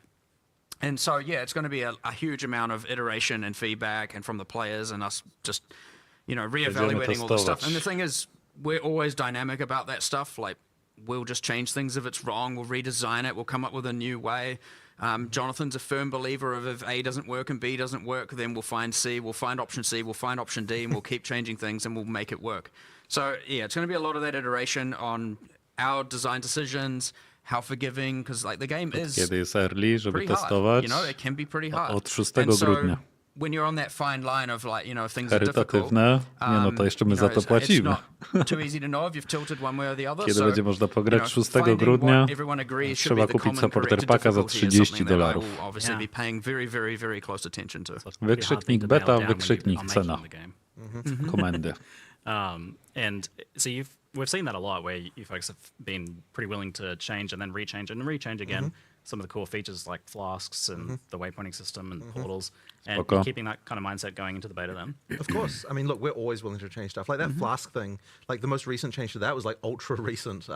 Like have we even had like a closed beta of that yet? Was it? No, I think we haven't. Yeah, but I mean, I think it's way better than it was. Like it's things have improved a lot. And honestly, like that's one of those things that we wanted to do, something to sort out flasks. Ja próbuję sobie teraz w głowie poukładać wszystkie informacje, które zostały tu przekazane, bo to jest niesamowite po prostu. Piano was actually like even from the very beginning of the game actually ended up being one of those things that like people just had probably just the manual dexterity required to like hit all your different flask keys, and then you have to know when one of your flasks has run out so you can move to the next one, and like various things like that. Like all that stuff actually was like just a weirdly large amount of mechanical complexity right from the very beginning. And then even at endgame, I don't think it was really that satisfying either, because you ended up with like just like having to press all these buttons all the time, and obviously it's all utility flasks that people are using at endgame. And then we kind of tried to band-aid this in PoE 1 with the some of the flask automation stuff that was added there, but there was still this idea that that you're still more powerful if you don't automate. So therefore, there's that trade-off there. So you're just more powerful if you get mage blood. Really, sure. I guess. Sure. And then it's all automated, and you're very powerful. Yeah, sure, all right. But so the point is effectively that the charm stuff that we're doing effectively means that you no longer, the game is making that decision of like that stuff will be automated. You no longer have to do that like crazy flask piano to get the best the best out of your character. And I think that is definitely a step in the right direction. And the other thing as well is it actually makes the crafting more meaningful, I think, on the flasks, because when you've got like 5 slots, then like the individual mods and the individual stuff like seems to tend to not matter as much. Mówią, że w krawcenie flaszek, że nie będzie trzeba tego robić, tymczasem dodali milion przedmiotów, które można krawcić like on your life flask, the choice between do I want instant or do I want way more life, like that kind of stuff actually can be a lot more meaningful once you've only got one. So yeah, I think it is a lot better personally. You have we'll jump ahead to floss since we're on the topic. You have locked in effectively the fact that there's a mana Ale flask. przynajmniej nie so musimy 5 there's flaszek. always going to be a mana flask slot. And how does that tie into your design No bo for mana? And PoE are we 2 nie always będzie going to use a mana wolne. flask slot? My Or mówiliśmy if to we od solve samego another way, początku. what does it do? You can absolutely solve another way, and then you'll just have a flask slot that isn't doing anything for sure. But I think it kind of has to work that way because we really Tam don't był want. flicker strike. Yeah, but like once you sort of start getting into changing that around, W pewnym momencie. I feel like the system sort of starts to break with regard to like the feeling of like I know where mana is, I know where my health is, like that kind of stuff. That being said, we've always got uniques and stuff like that. I believe there's already there is a unique that allows you to equip 2 life flasks. But the thing is, then that's a build choice that you're making, so it's a little bit different, and that's fine. But I think the system as it works now, it's a lot easier. So it does sound like on the mana side of things then that there are going to be multiple angles of solving mana, not Of course. necessarily flasks. So we've got Leech, edition number 475, of how it works. And we've finally got it right this time. I think it works, and I think it's good. So I think that Leech will be more common. I'm not going to have to like crack out the Leech diagram showing the different buckets and things like that. I was saying, I think that Leech might be... No, I think... I was going to say, Leech is one of the topics in the studio that has wasted the most designer time of anything in the industry. But I actually don't think it's that. I think the actual worst offender is what stats should Dex give you. I think that is like that one has wasted there's so many arguments about that. I feel like that one's never come to the fore. Like we know about the Leech one, but no one is happy about giving accuracy. But no one has a better idea than what accuracy that it can give. And then, like everyone's going to come up with like in chat a bit. I bet they'll be like saying, oh, it can give this or this, whatever. But there's like seriously, there's been endless arguments about that topic. It's outrageous. W ogóle tam co do accuracy, bo teraz właśnie o tym gadają. Ciekawe była z tendencji, gdzie odległość twoich strzałów accuracy nie będzie wpływało na zasięg twoich strzałów. Czyli oznacza to tyle, że strzelanie poza ekran może mieć znacznie zmniejszone accuracy. Co to za typ z nimi gada? To jest Ziggy, jeden z w sumie jednym z pierwszych streamerów PoE of Exile. Teraz trochę bardziej pracuje dla Grinding Gear Games. This is okay. Rewinding a little bit, we can't forget our roots with Path of Exile 1, of course. So for the PoE 1 enjoyers, what is the plan for PoE 1 during the course of this beta? Is there going to be leagues launching? Is it on the back burner? Yeah, there absolutely will be leagues launching. Now, I don't know the exact date, but the plan is kind of late February. Yep. But I mean, look, we'll see what happens. I will admit that unfortunately we did have to steal a few PoE 1 resources just towards the end here, which is kind of been a bit unfortunate. I really wish we didn't have to. But as I said, we kind of underestimated some of the stuff. But everyone is going to be going back to PoE 1 again for the February League. We're going to make sure that we can do that. Like one of the things that was a big problem for our studio when we had a long-term project and a short-term project is that you've always had that thing of like you always want to work on the short-term thing. Yeah. So now that we've got 2 short-term things coming up, I actually think it's going to be a bit easier to prioritize in some respects because funnily enough, it's just like all that stuff is then is like coming up soon. So but we'll see. Ja nie wiem, czy do lutego się zdążę nacieszyć. PoE 2. Yeah, obviously, I just want to always make it clear that, the reason why things can't be so planned out is, again, we're just releasing this game. Yep. Obviously, we pivoted to Endgame, and then that needed more resources. And then, of course, combined with the fact that, things obviously change. There are unpredictable things in the environment we can't necessarily guarantee. And then, of course, you have, Christmas coming up and all of that, right? There's so many variables to consider, but we also don't know how much time is going to be invested necessarily or need to be invested into live operations for post-release. How many problems are going to go wrong? How many builds how many of the uniques are broken? How many, and where do all these resources go? There are just millions of variables here to consider, and so it can get very, very difficult, especially at this time. But once you release, you have a bit of a grace period, so to speak, where more like a period of extreme amounts of fire, where we're putting out fires everywhere. But we have a period where we're fixing everything. You get everything stable, and then we're going to be like, all right, let's recalibrate, figure everything out, and what is our plans, and then establish all of that, based also on the feedback we get from that you know, period where everything's on fire. Not to make it sound like it's going to be bad, but that is the inevitability. Is there's always problems. And hopefully, it appears good from a player perspective, but there's always going to be like, oh my god, people found this, and you know, like we don't have to see all the fires. Yeah. Like ideally, the best thing is when we're able to fix some kind of exploit before people even hear about it. Yeah. And when I say exploit, I'm just talking about some broken thing. Like if we we obviously normally have to worry about like the whole mid-league nerf concept. But it's like if you can deal with something within like an hour or two of it happening, then it's like you're kind of okay because you know no one had a chance to kind of like everyone didn't swap their build over to it or whatever. Yeah. But we're gonna have to be really on the ball for PoE 2 just because there's so many things that are new. Well, I mean, look, we have several bosses with several elevators. How many of them can be pushed up the elevator? You know what I mean? Well, that's what I mean. When I say a fire, I'm talking about bosses getting pushed up elevators. Like, that's not okay. I am liking my mercenary flashbang knockback is very fun. Right. Yeah, you need to look into that, by the way. The whole flashbang. I feel like you're going to nerf my build. Stay away from my fires already. Yeah. No, these are the fun things. Discovering that stuff can be very fun for the players. It's just internally, it's like, oh no, what are we doing? It can get a little bit panicky after release, you know, and it you know, there's lots of things going on. You're like, oh geez, what do I solve first? But obviously, you know, $560, ale i tak coś kupię, za taki content należy się wynagrodzenie.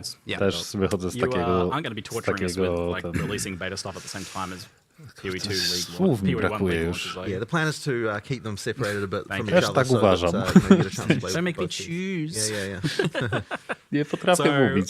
We saw a cinematic, to put it lightly. It was pretty. That was quite epic, and has been cooking for quite some time. And that was pretty exciting. But we've also seen just a lot of story stuff happening on a much higher level than previously now. So stepping up your storytelling game here a bit. Yeah, so we're really wanting to make sure that the storytelling in PoE 2 is much better than what it was in PoE 1. Like, you know, there's a lot more kind of, I guess, like that kind of like stuff with the introductions to boss fights and the outros and things like that. Like all that stuff, we've just got a lot more storytelling going in. All of those things. We do have the intro cutscene. There's also kind of like light, like between the acts. There's these kind of like more kind of motion graphic type cutscenes, just kind of establish things. And there might be some more surprises later on in the game as well. Not in early access, unfortunately. Later on that we can see as well. But ultimately, we just want to make sure that like I think a lot of people to spokojnie, bo czasami mi chyba przyszło po 4 miesiącach, ja w ogóle zapomniałem o tym, że zamawiałem bluzę. I bluza w końcu przyszła nawet razem z podkoszulkiem i zapomniałem o tym zupełnie. Kiedy pierwsze poradniki do PoE 2. Trochę chcę zacząć już teraz. Exactly. So yeah, I'm personally ale tylko tak wiecie, to podstawy. When you change the camera position for a cutscene. Dobra, bo tutaj będą o cutscenkach gadać. To jest fajny temat, ale co do poradników. Ja w ogóle staram sobie wymyślić jakiś system, żeby móc dostarczać wam poradniki w miarę możliwości codziennie, albo jakiś film codziennie, już po wystartowaniu Early Accessu. No bo część rzeczy będę mógł omówić dopiero jak to przetestuję na własnej skórze. No i też do grania jakichś gameplayów, żeby to nie była czysta tylko treść teoretyczna, tylko też praktycznie pokazać wam pewne aspekty. Więc pewnie będziemy robić tak, że będę grał przez długi czas w trakcie dnia. Potem będę wieczorem albo / w nocy się rozłączał, nagrywał film, a rano go montował i wrzucał, żeby rano wrzucić tego samego dnia. Więc tylko 11 zł musiałeś zapłacić, ja za swoje chyba z 8 dych musiałem jeszcze dopłacić za cło. Ale to może przez bluzę. To jest najdroższa bluza, jaką posiadał. Yes, absolutely. So yeah, there's what the character knows and there's what the player knows. Czy mówili coś ciekawego, bo nagrywałem klasy? Liga w lutym. You don't want to have it so you just talk to an NPC just to find out something you already knew as a player. Musisz jeszcze jeździć spać, to na streamie będziemy sobie robić. Plan jest taki, że zakupy i przygotowanie jakiegoś jedzenia sobie ogarnę wcześniej. W sensie rano. Rano też montaż, potem odpalamy streama, siedzimy do wieczora, wieczorem nagrywam. Jakoś te 2 tygodnie się przepyka. No dobranoc.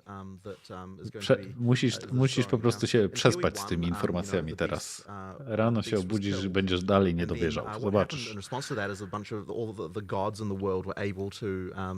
Were able to effectively rise again. And you killed a bunch of them, but there are more, in the world. And effectively, we don't want to spoil too much about the storyline overall, but effectively, obviously someone here, the Count is wanting to harness the power of the beast once again. And then we have the mysterious figure there who is saying, no, don't do this. This always turns out badly. There was a comment in chat that I loved that was like, stop opening Eldritch boxes. Yeah, exactly. Why do people keep doing this? Yeah. But I would. If someone handed you a mysterious orb, wouldn't you press the button? I mean, there's a puzzle box. Exactly. What's inside? Exactly. Yeah. Yes. I mean, I'm going to try, but who knows how many hours it's going to take me. Indeed. So we had a fun moment earlier where you were watching it and you were like, "Oh, we really need to rename that passive because he's a Karui and it's a wolf. It's called a wolf. Great Wolf's Howl, and the Great Wolf obviously being a so he went out there, Islamite history. He started telling him. I stomped out of the room and I was like, "We need to rename that notable. He's Karui." And then I was kindly reminded that actually he was an orphan who orphan and was adopted by a Islamite and raised and so yes, there is a mixture of Karui and Islamite background, and I was like, it works. You were wrong. Fair enough. I walked back in here all sad and whatever. My bad. It's fine. The name is good. He looked so chastised when he came back in. But that just points to the fact that I feel like you're doing a lot more with the characters here. For sure. You even mentioned that ascendancy stuff is going to have an impact story-wise. So that's wild. We just think a lot about this kind of stuff. So the acolyte of, I always get this name wrong. The acolyte of is it Chalula? Chayula. I always say this wrong. The acolyte of Chayula, for example.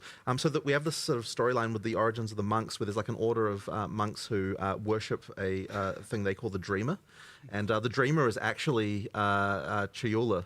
So they don't know this. So they effectively worship demons. So the acolyte of Chayula. Muszę dowodzić głośno. Szef mnie chyba próbuje strollować. Mam nadzieję, że mnie próbuje strollować. Że chyba niestety mi musi urlop odwołać. Bo ja wiem, że ty to słyszysz. Nie ma takiego znienacka o 23 odwoływania urlopu. Nie ma tak. That stuff is, I think that there's a lot of cool inspiration there. So coming up with that storyline stuff for that stuff, There's a couple of little things that I think is cool as well, and hopefully people will notice and pay attention to. So there's one of the bosses that was shown as uses a lot of time. Gorzej jak nie żartuję. And interestingly, if you are a sorceress and you ascend to Chronomancer and you then go to fight that boss. O nie, chyba mnie coś bierze. Nie wiem, że przecież oglądam. Siema, czy powiedzieli już, ile będzie trzeba dać za Early Access? $30, albo trzeba było wydać 480 historycznie. No ale od $30 Supporter Pack daje wjazd do bety. Nika zaraz go zbanuje, nie będzie podsłuchiwać. Będzie mógł dalej oglądać. Jeszcze będzie się mścił, jak go zbanujesz. Nie ma panowania. Nie wolno. No to pewnie nie na Twitchu. Tam się czai, żeby mi zepsuć prezentację. Ja go już znam. Gagatka. No cóż, najwyżej będę, nie wiem, nie spał. W ogóle już. Zero snu. Zero życia. So obviously there's a whole different dialogue there because he's effectively his adopted son. We've got things like that. There's a lot of thought that's gone into just trying to make it feel like all these character classes have some level of involvement. Gdzie mogę sprawdzić, ile wydałem kasy na przestrzeni lat na stronce PoE. Nie wiem, czy jest takie podsumowanie. Wiem, że były jakieś Excele, które wyliczały na bazie twojej historii zakupów z listy transakcji, ale gdzieś jest lista transakcji, którą dokonałeś w paymentach po zalogowaniu, jak wejdziesz na profil. A chyba takiego podsumowania nie ma. Limit kont? Nie ma limitu. Nie ma limitu, jest dużo endgame'u za to do odkrycia. You know, whenever it was, you saw the ranger kill some of them because they were trying to like hurt a child, you know, and the child was just trying to get some food. And the ranger just like snipes them with arrows and kills them ruthlessly. And so you read this thing and you're like, you know, you hear whispers of an Iron Count, you know, scouting party that was slain by a rogue archer or something like that. So you get these little things where we're like connecting a lot of little dots, and even that you absorb a little bit of interesting little information. You've got other things, for example, when you enter an area, it not only says the name at the top now, it has almost a subtitle text. Ja próbuję cały czas, przepraszam, że się tak zawieszam, nic nie mówię. Ale ja dalej nie ogarniam, co się właśnie wydarzyło przez ostatnie 2 godziny.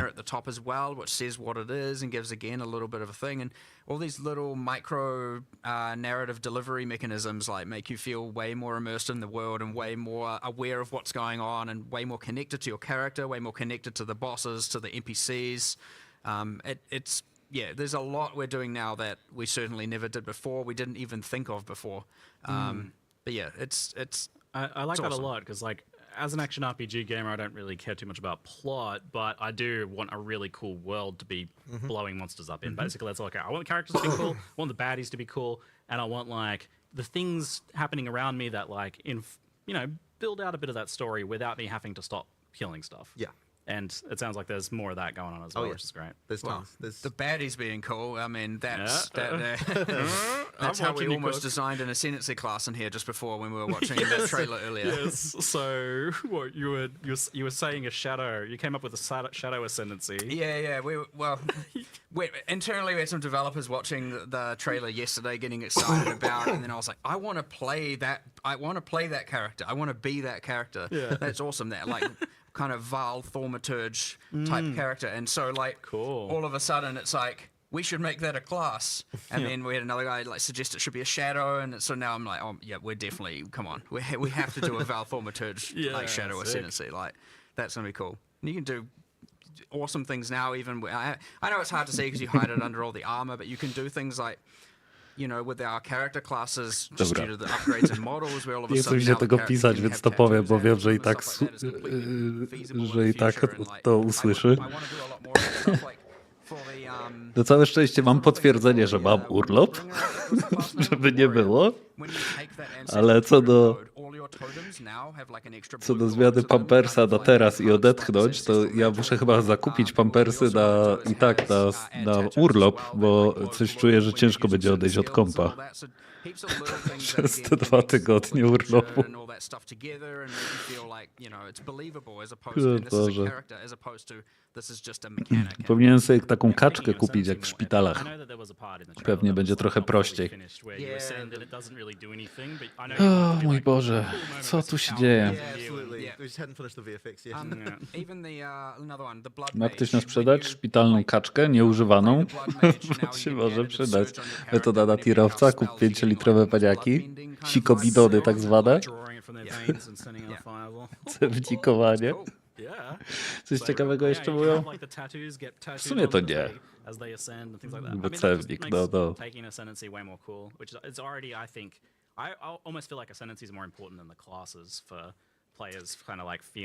Znaczy mówią tam o takich szczegółach, ale to już nie ma jakby takich dużych zapowiedzi, nie?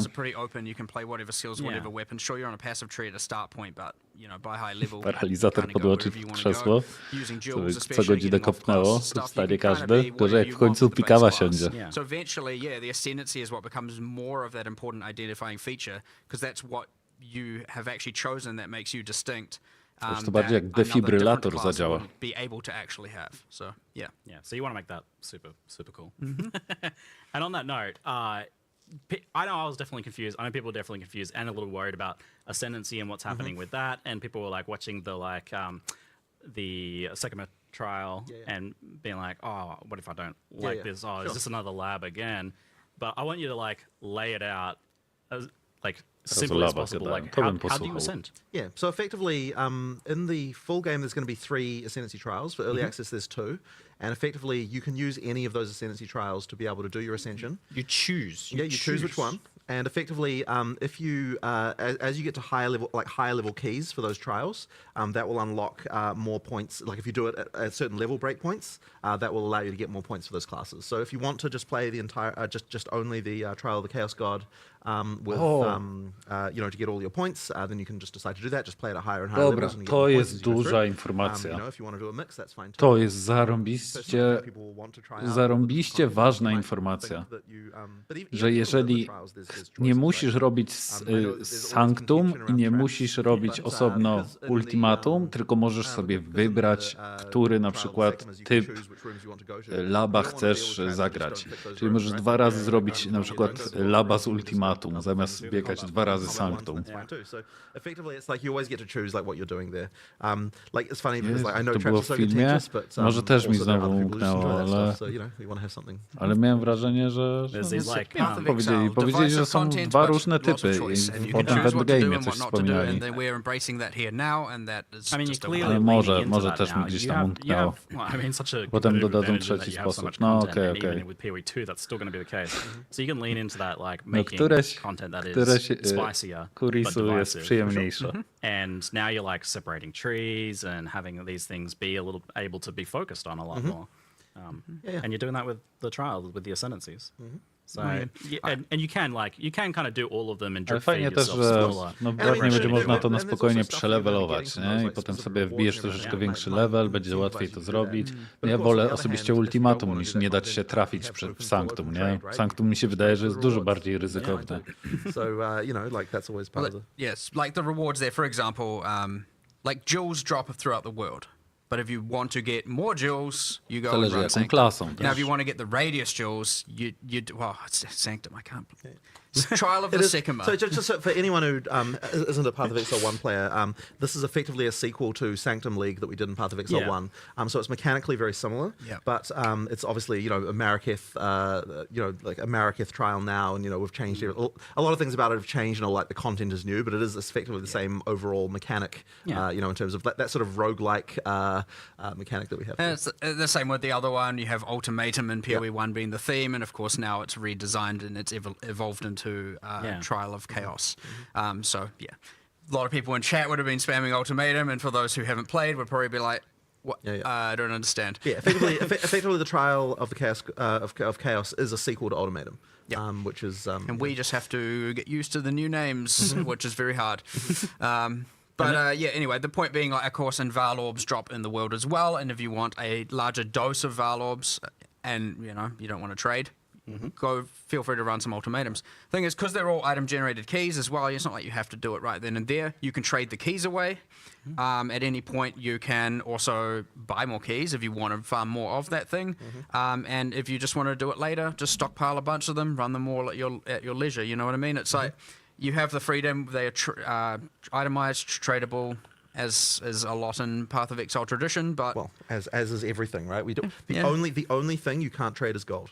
So we're like the exact opposite of most games, where it's like the gold is freely tradable and the items get locked. We're like the gold is the only thing you can't trade, and every other item is free and open.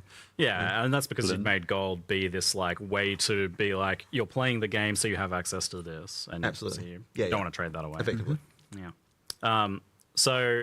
How, on the ascendancies and the trials, how hard do you foresee getting your ascendancy to be while leveling? Do you expect people to fail out and attempt these things multiple times? And what does that look like if you do? Well, I failed the first time I did this. Did the trial. It is important to know that first itemized key is a quest key, and we have special rules around it that if you do fail, you can just repeat it, right? Yeah, you changed that recently, because that was something that I didn't actually realize you'd changed. I guess it was a little bit too harsh to require to get another one. Yeah, you weren't the only one failing it. Yeah.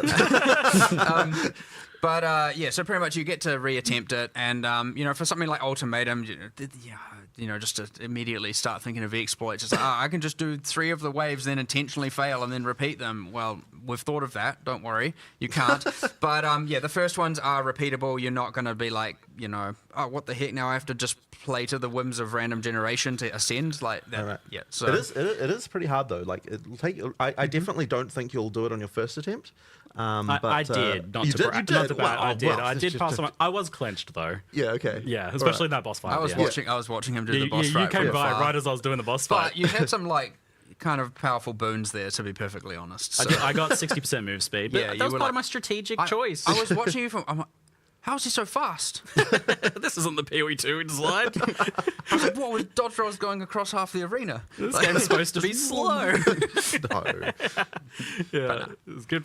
It was good fun. I quite liked it. I like mostly like Sanctum. I don't want to do it all the time, but I did quite like the Trial of Sycamore. But knowing that there's other choices, so I can do Ultimatum instead or something like that, is fun. 100%. So you got these like 2 roguelike dungeons that are going into the beta that launch, but they've done very differently. One's got the honor system, which is like a separate health, but it's based on and scaled by your health, which I noted as quite and your defenses now. It can be fully mitigated and everything. So fully scaled by your character. You go in a tanky character, you'll be tanky in the dungeon, which is really cool.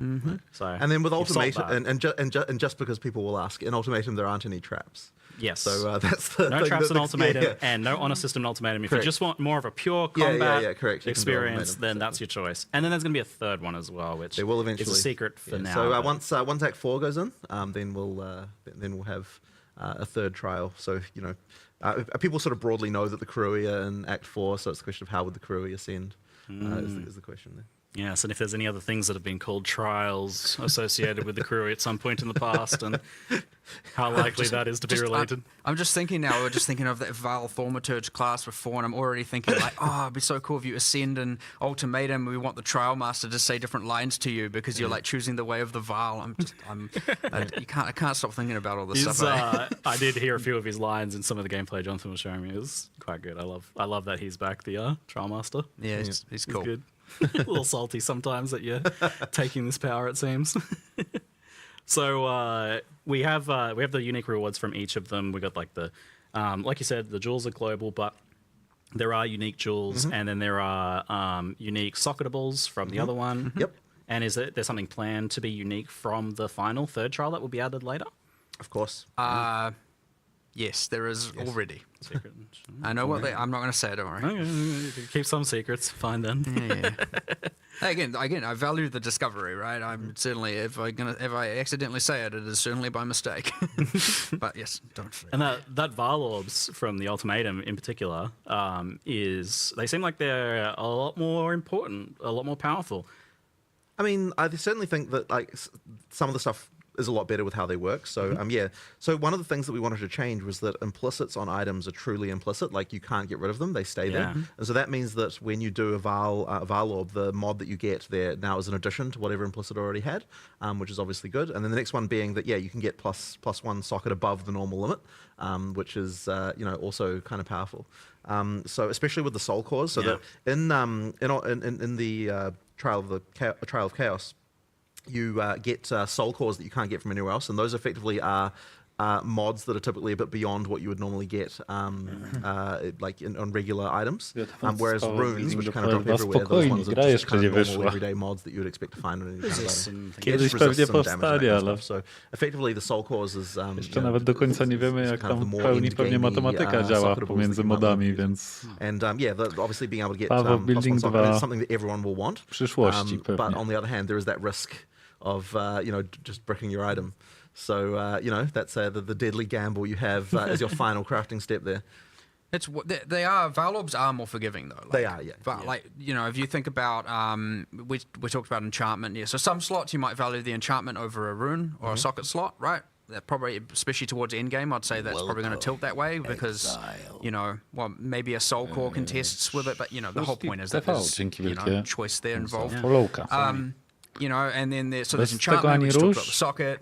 There's obviously always the case of doing nothing, which happens, but dobra, pozwolę sobie ich na chwilkę przyciszyć. Just say regular rare items, it will. W teorii rozdawanie punktów PoE w Exile 2 będzie mniej Będzie bardziej wybaczać, jeżeli popełnisz błąd, bo masz łatwy sposób respekowania poprzez gold. Wydaje mi się, że będzie troszeczkę prościej w kontekście takiego wybierania punktów do przynajmniej początkowej rozbudowy postaci. Wiadomo, żeby tam zrobić pinnacle content, to pop by się pewnie przydał, ale na początku fajne będzie to kombinowanie z modami. Może rozdam trochę tu, trochę tam, tutaj osobne punkty do tego, do tej części drzewka, do tej, tu mi się ładnie łączą. Wydaje mi się, że damy radę bez poba. Hopefully it doesn't just remove all 3 damage mods, whereas before it's like if it bricked it, it often was almost always a brick, right? Like that item is now dead, so. And then you told me about a new unique result, which I don't know if you want to spoil or not. 100%. Yeah. It's cool. It's so cool. I'm surprised you even got that one past Rishi, honestly. I mean, he got it made. Okay, great. We discussed it. I agree. I agree. I messaged it to him thinking he'll be like, no way, this is unacceptable. But Just no, tell, he was all for it. It didn't turn into a dexterity chat. Yeah. And so, what it effectively does is it just takes the mod values and it goes up to, I can't remember exactly the values, but let's just say it changes all the values to between 0.8 and 1.2 of what they were multiplied, but it doesn't care about the minimum and maximums. So, for example, if you had 1,000 life counts heart, you can use this to get, again, this is me assuming it's 20% variance, but because I can't remember what we balanced it to, but you'll be able to get a 1,200 life counts heart, for example. Now that's obviously giving up the enchantment in a socket. Just thinking about sockets on Calm's heart. I can't remember what we did, but whatever. I think you can actually do that, which is interesting. But ultimately, it's like, now I'm choosing, do I want the enchantment? Do I want an extra, 100 something, 200 life, whatever that ends up being, or do I want the socket? So it's quite an interesting choice and adds an extra axis of corruption to unique items that is, I think... Corrupted divining of uniques. Interesting. Yeah, effectively, it's divining them, but with higher maximums and lower minimums. Surely there's going to be some broken things like max res or something like that. I mean, we'll find out. Cross that bridge when it comes to it. Yeah. It's fine. So that was all just talking about the trials, how you actually get your ascendancies. But what about the actual ascendancies themselves? How are they cooking? Well, they're fun. They're cool. Kupić samą koszulkę. Tried to get what we've tried to do is for taką the jak classes, we've tried to have one jest w supporterze, to nie, ale nie wiem, czy oni nadal mają aktywny swój sklep na, to się chyba Jeans nazywało. You can go like champion or slayer or holy words I don't remember, but you know the drill. And the gladiator. And the problem is like, okay, they're all just about like hitting stuff with weapons, and they haven't. There's nothing really out there. Sure, they all sound cool. Like, don't get me wrong, and they can be cool. And they do have differences, but there's nothing that's like kind of crazy. So all of a sudden now, when you're like, sorceress, you're using all your elemental skills, and now you can just like go into this thing that can stop time. It's a little bit more crazy. And you've got the mercenary, and you can turn into a gemling legionnaire and like fuse gems into your flesh to like, mutate yourself. It's like not just talking about crossbows and projectiles over and over and over and over again. It's like doing kind of whack stuff. So I really like that. That's awesome. And we're going to make sure every single class has one thing that is like definitely out there. And then one thing that's, more predictable, more to the expectation of the trope, for example, the Deadeye to the Ranger. And, but yeah, lots and lots of cool interactions, just cool playing with different mechanics. And we've tried to make them, like, for example, none of them call out a weapon, right? None of them. So we're trying to make sure that they're broad enough to be that you might be a ranger going a Deadeye, but playing a caster, right? Yeah. Playing spells, like keeping all of that open, that flexibility, that kind of crazy, for the Johnny players, as we call it out there, who want to just completely experiment and figure out, the most broken, weird stuff. And you get things with that when you're still like, okay, I'm a ranger. And I'm using a quill rain in one weapon set, spec'd into a bunch of prod speed, attack speed, and in my second weapon set I'm using a spellcaster staff with a bunch of projectile stuff, and I'm invested into more spell damage side, and you've got a whack tree, and all of a sudden now you're this like Deadeye, Archer, Spellcaster, Mage hybrid doing all kinds of wacky stuff, or like even, or let's say the same build and experimenting with a bunch of triggers. And so you're using your bow as a quill rain as a high attack speed delivery mechanism for, you know, laying down a bunch of either CCs or slows or building up crowd controls, and then you're using the caster stuff, and like you get some pretty out there things going on. And the important thing is it's not like just like benefiting only arrows or only bow attacks or anything like that. It's broad and now, you know, opens up the world to what you can do. And same like the Gemling Legionnaire on the Mercenary is entirely just about gem slots, skills, support, zero. There's no, you don't have to be anything. You can be literally whatever build you want. And yeah, so that's embracing that, and making sure that people still, even though we have all these classes, we're embracing that Path of Exile. You can do anything fantasy that we want people to be able to do. And if you don't want to go with the trope, perfectly fine. Yeah, and you'll still be powerful. It sounds like you're really trying to avoid that thing that we've had a couple times in PoE 1 where like a certain niche is relegated to one ascendancy. Like that's the only way to go for it. But it sounds like that's not going to be the case here. Well, at least if we're doing our job right, that should be the case. Yeah. And with so many of the ascendancies as well. Got a lot of choices. Originally the plan was to like have all of the PoE 1 ascendancies available, and it was some sort of weird split campaign stuff and all that. I don't really know at this point. It's a bit confusing. You mentioned Deadeye though, so it sounds like some of them are coming forwards, but is it all just being I think it's more redone at this point? At this point, yeah. At this point they'll just be different, right? Like originally way back Okay, teraz gadałem o starych ascendencji w nowej grze. Problem właśnie polega na tym, że ja za niedługo będę musiał spadać, bo jeszcze muszę nagrać jakiś film i go zmontować, przygotować miniaturkę i jeszcze się wyspać. Więc tak, za niedługo będziemy chyba kończyć, niezależnie od tego, czy oni będą jeszcze gadać przez jakieś pół godziny, godzinę, bo mają o czym gadać. Natomiast no teraz to jest już taki stream troszeczkę bardziej na temat ciekawostek i zapewne cały ten wywiad będę sobie pewnie przerabiał jeszcze przez weekend, bo być może jeszcze uda się tam co nieco wyłapać, jakichś dodatkowych informacji. Teraz jestem skupiony na zbyt wielu rzeczach. Zastanawiam się też jednocześnie, jak to wszystko ugryźć i nawet szczerze mówiąc ich aż tak dokładnie nie słucham. Dlatego nie wiem, czy sobie nie zrobimy jakiegoś rajda. Widzę, że na przykład tam ovvy streamuje, możemy sobie skoczyć do ovvy'ego i idę chyba nagrywać zaraz. Poczekamy jeszcze tak z 10 minut, myślę, żeby tak wszyscy już odebrali skrzydła, mam nadzieję, że już wszyscy poodbierali. Skip over the flask and trinkets, says we did cover that very well. So moving into skills, I realized I had many pages of questions here, and then I was like, wait, we haven't even talked about skills here. so much for us to discover over the course of this beta. How has the list of skills been shaping up overall? I mean, it's certainly getting there. I mean, look, there are even certain skills that won't even make it, even just within the classes we have. Like, there are still going to be some more skills coming Ciekawe, jakie jeszcze staształy będą potrzebne w PoE 2. Myślę, że z tym, co jest teraz w PoE 1, to na spokojnie wystarczy. Ten na mapę chyba będzie bez sensu. Chyba właśnie nie do końca musi być. Bez sensu, bo tam dropisz też jakieś takie specjalne odłamki map, nazwijmy to. Tu się dropisz jeszcze te talizmany na przykład. Je też by można było na przykład wkładać pewnie do map device'u. Tam są jeszcze dużo różnych innych dziwnych odłamków, które są wykorzystywane w map device'ie, więc wydaje mi się, że w sumie startup na mapy może nam się przydać.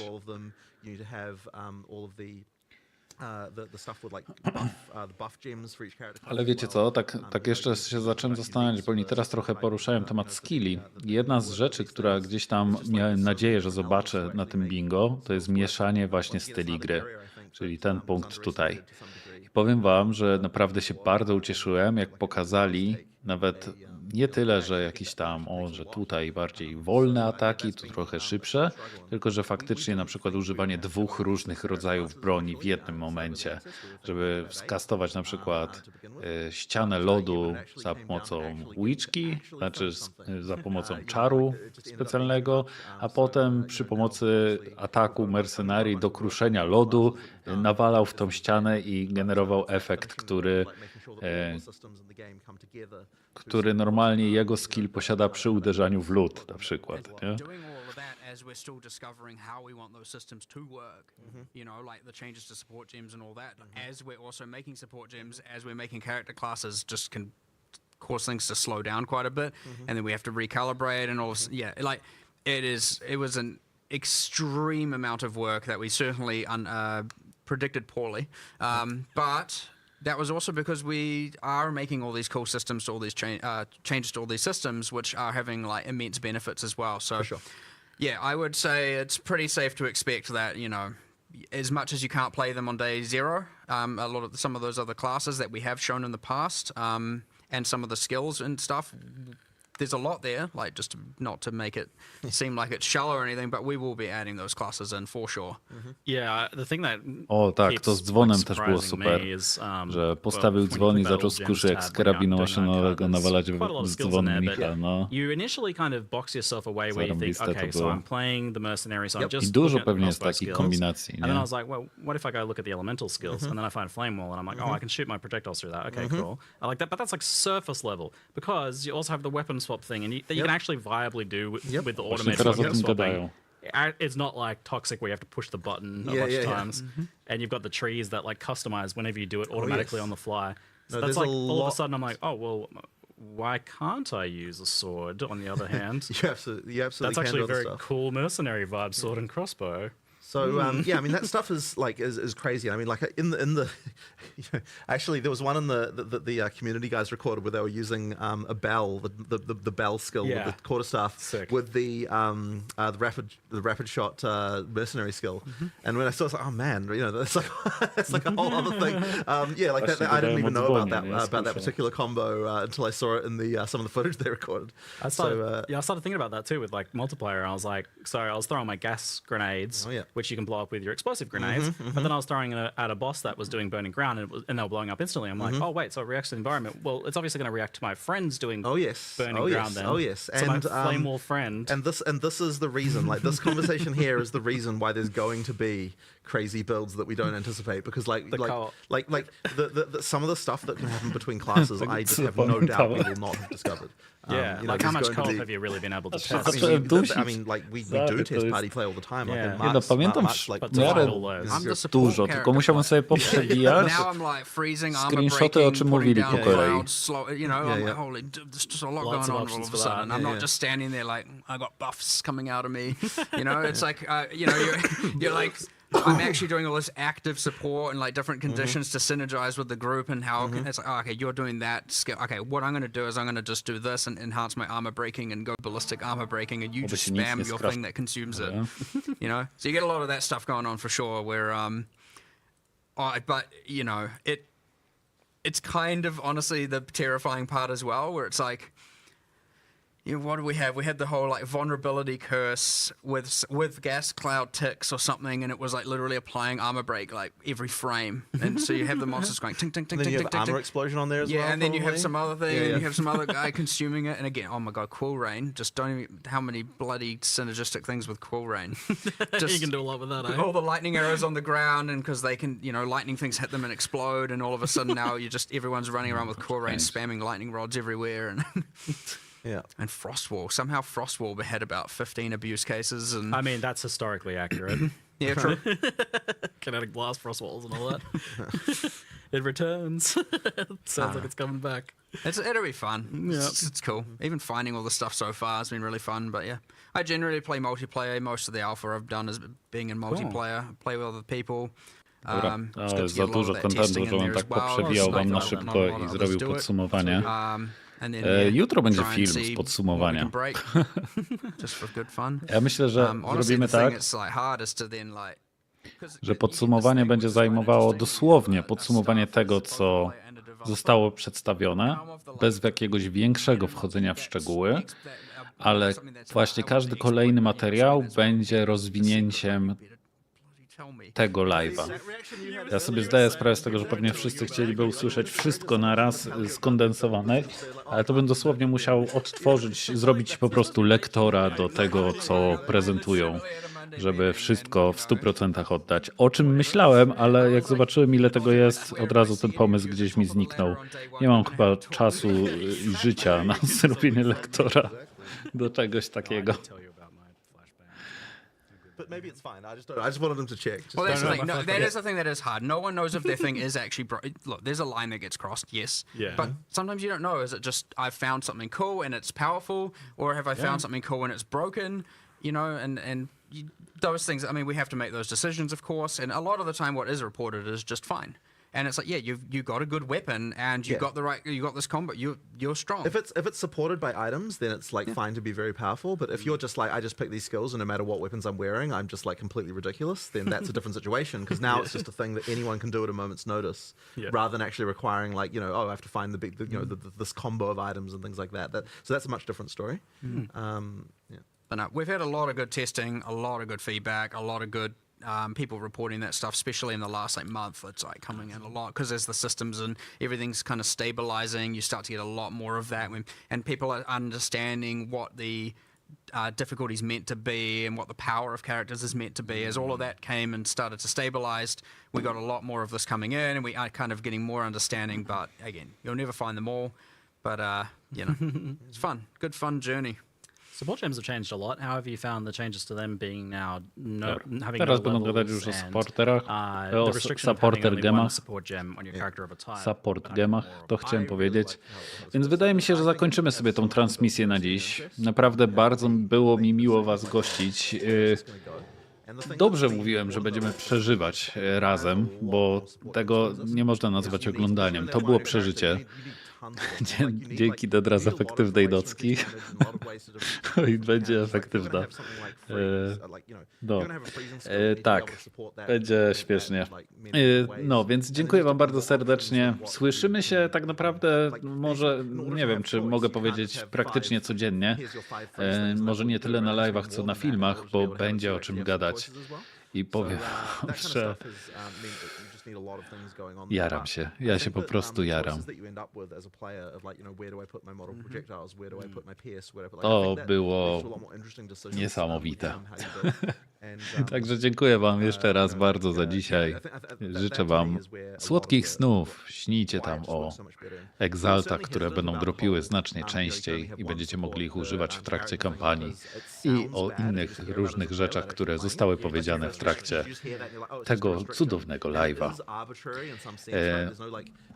Twitcha odsyłam do Owiego, a ja idę działać.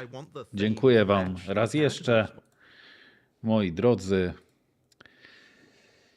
Mówił do was Dedras. Dzięki za dziś. Na razie. Co to był za live? Co to był za live? Hejka.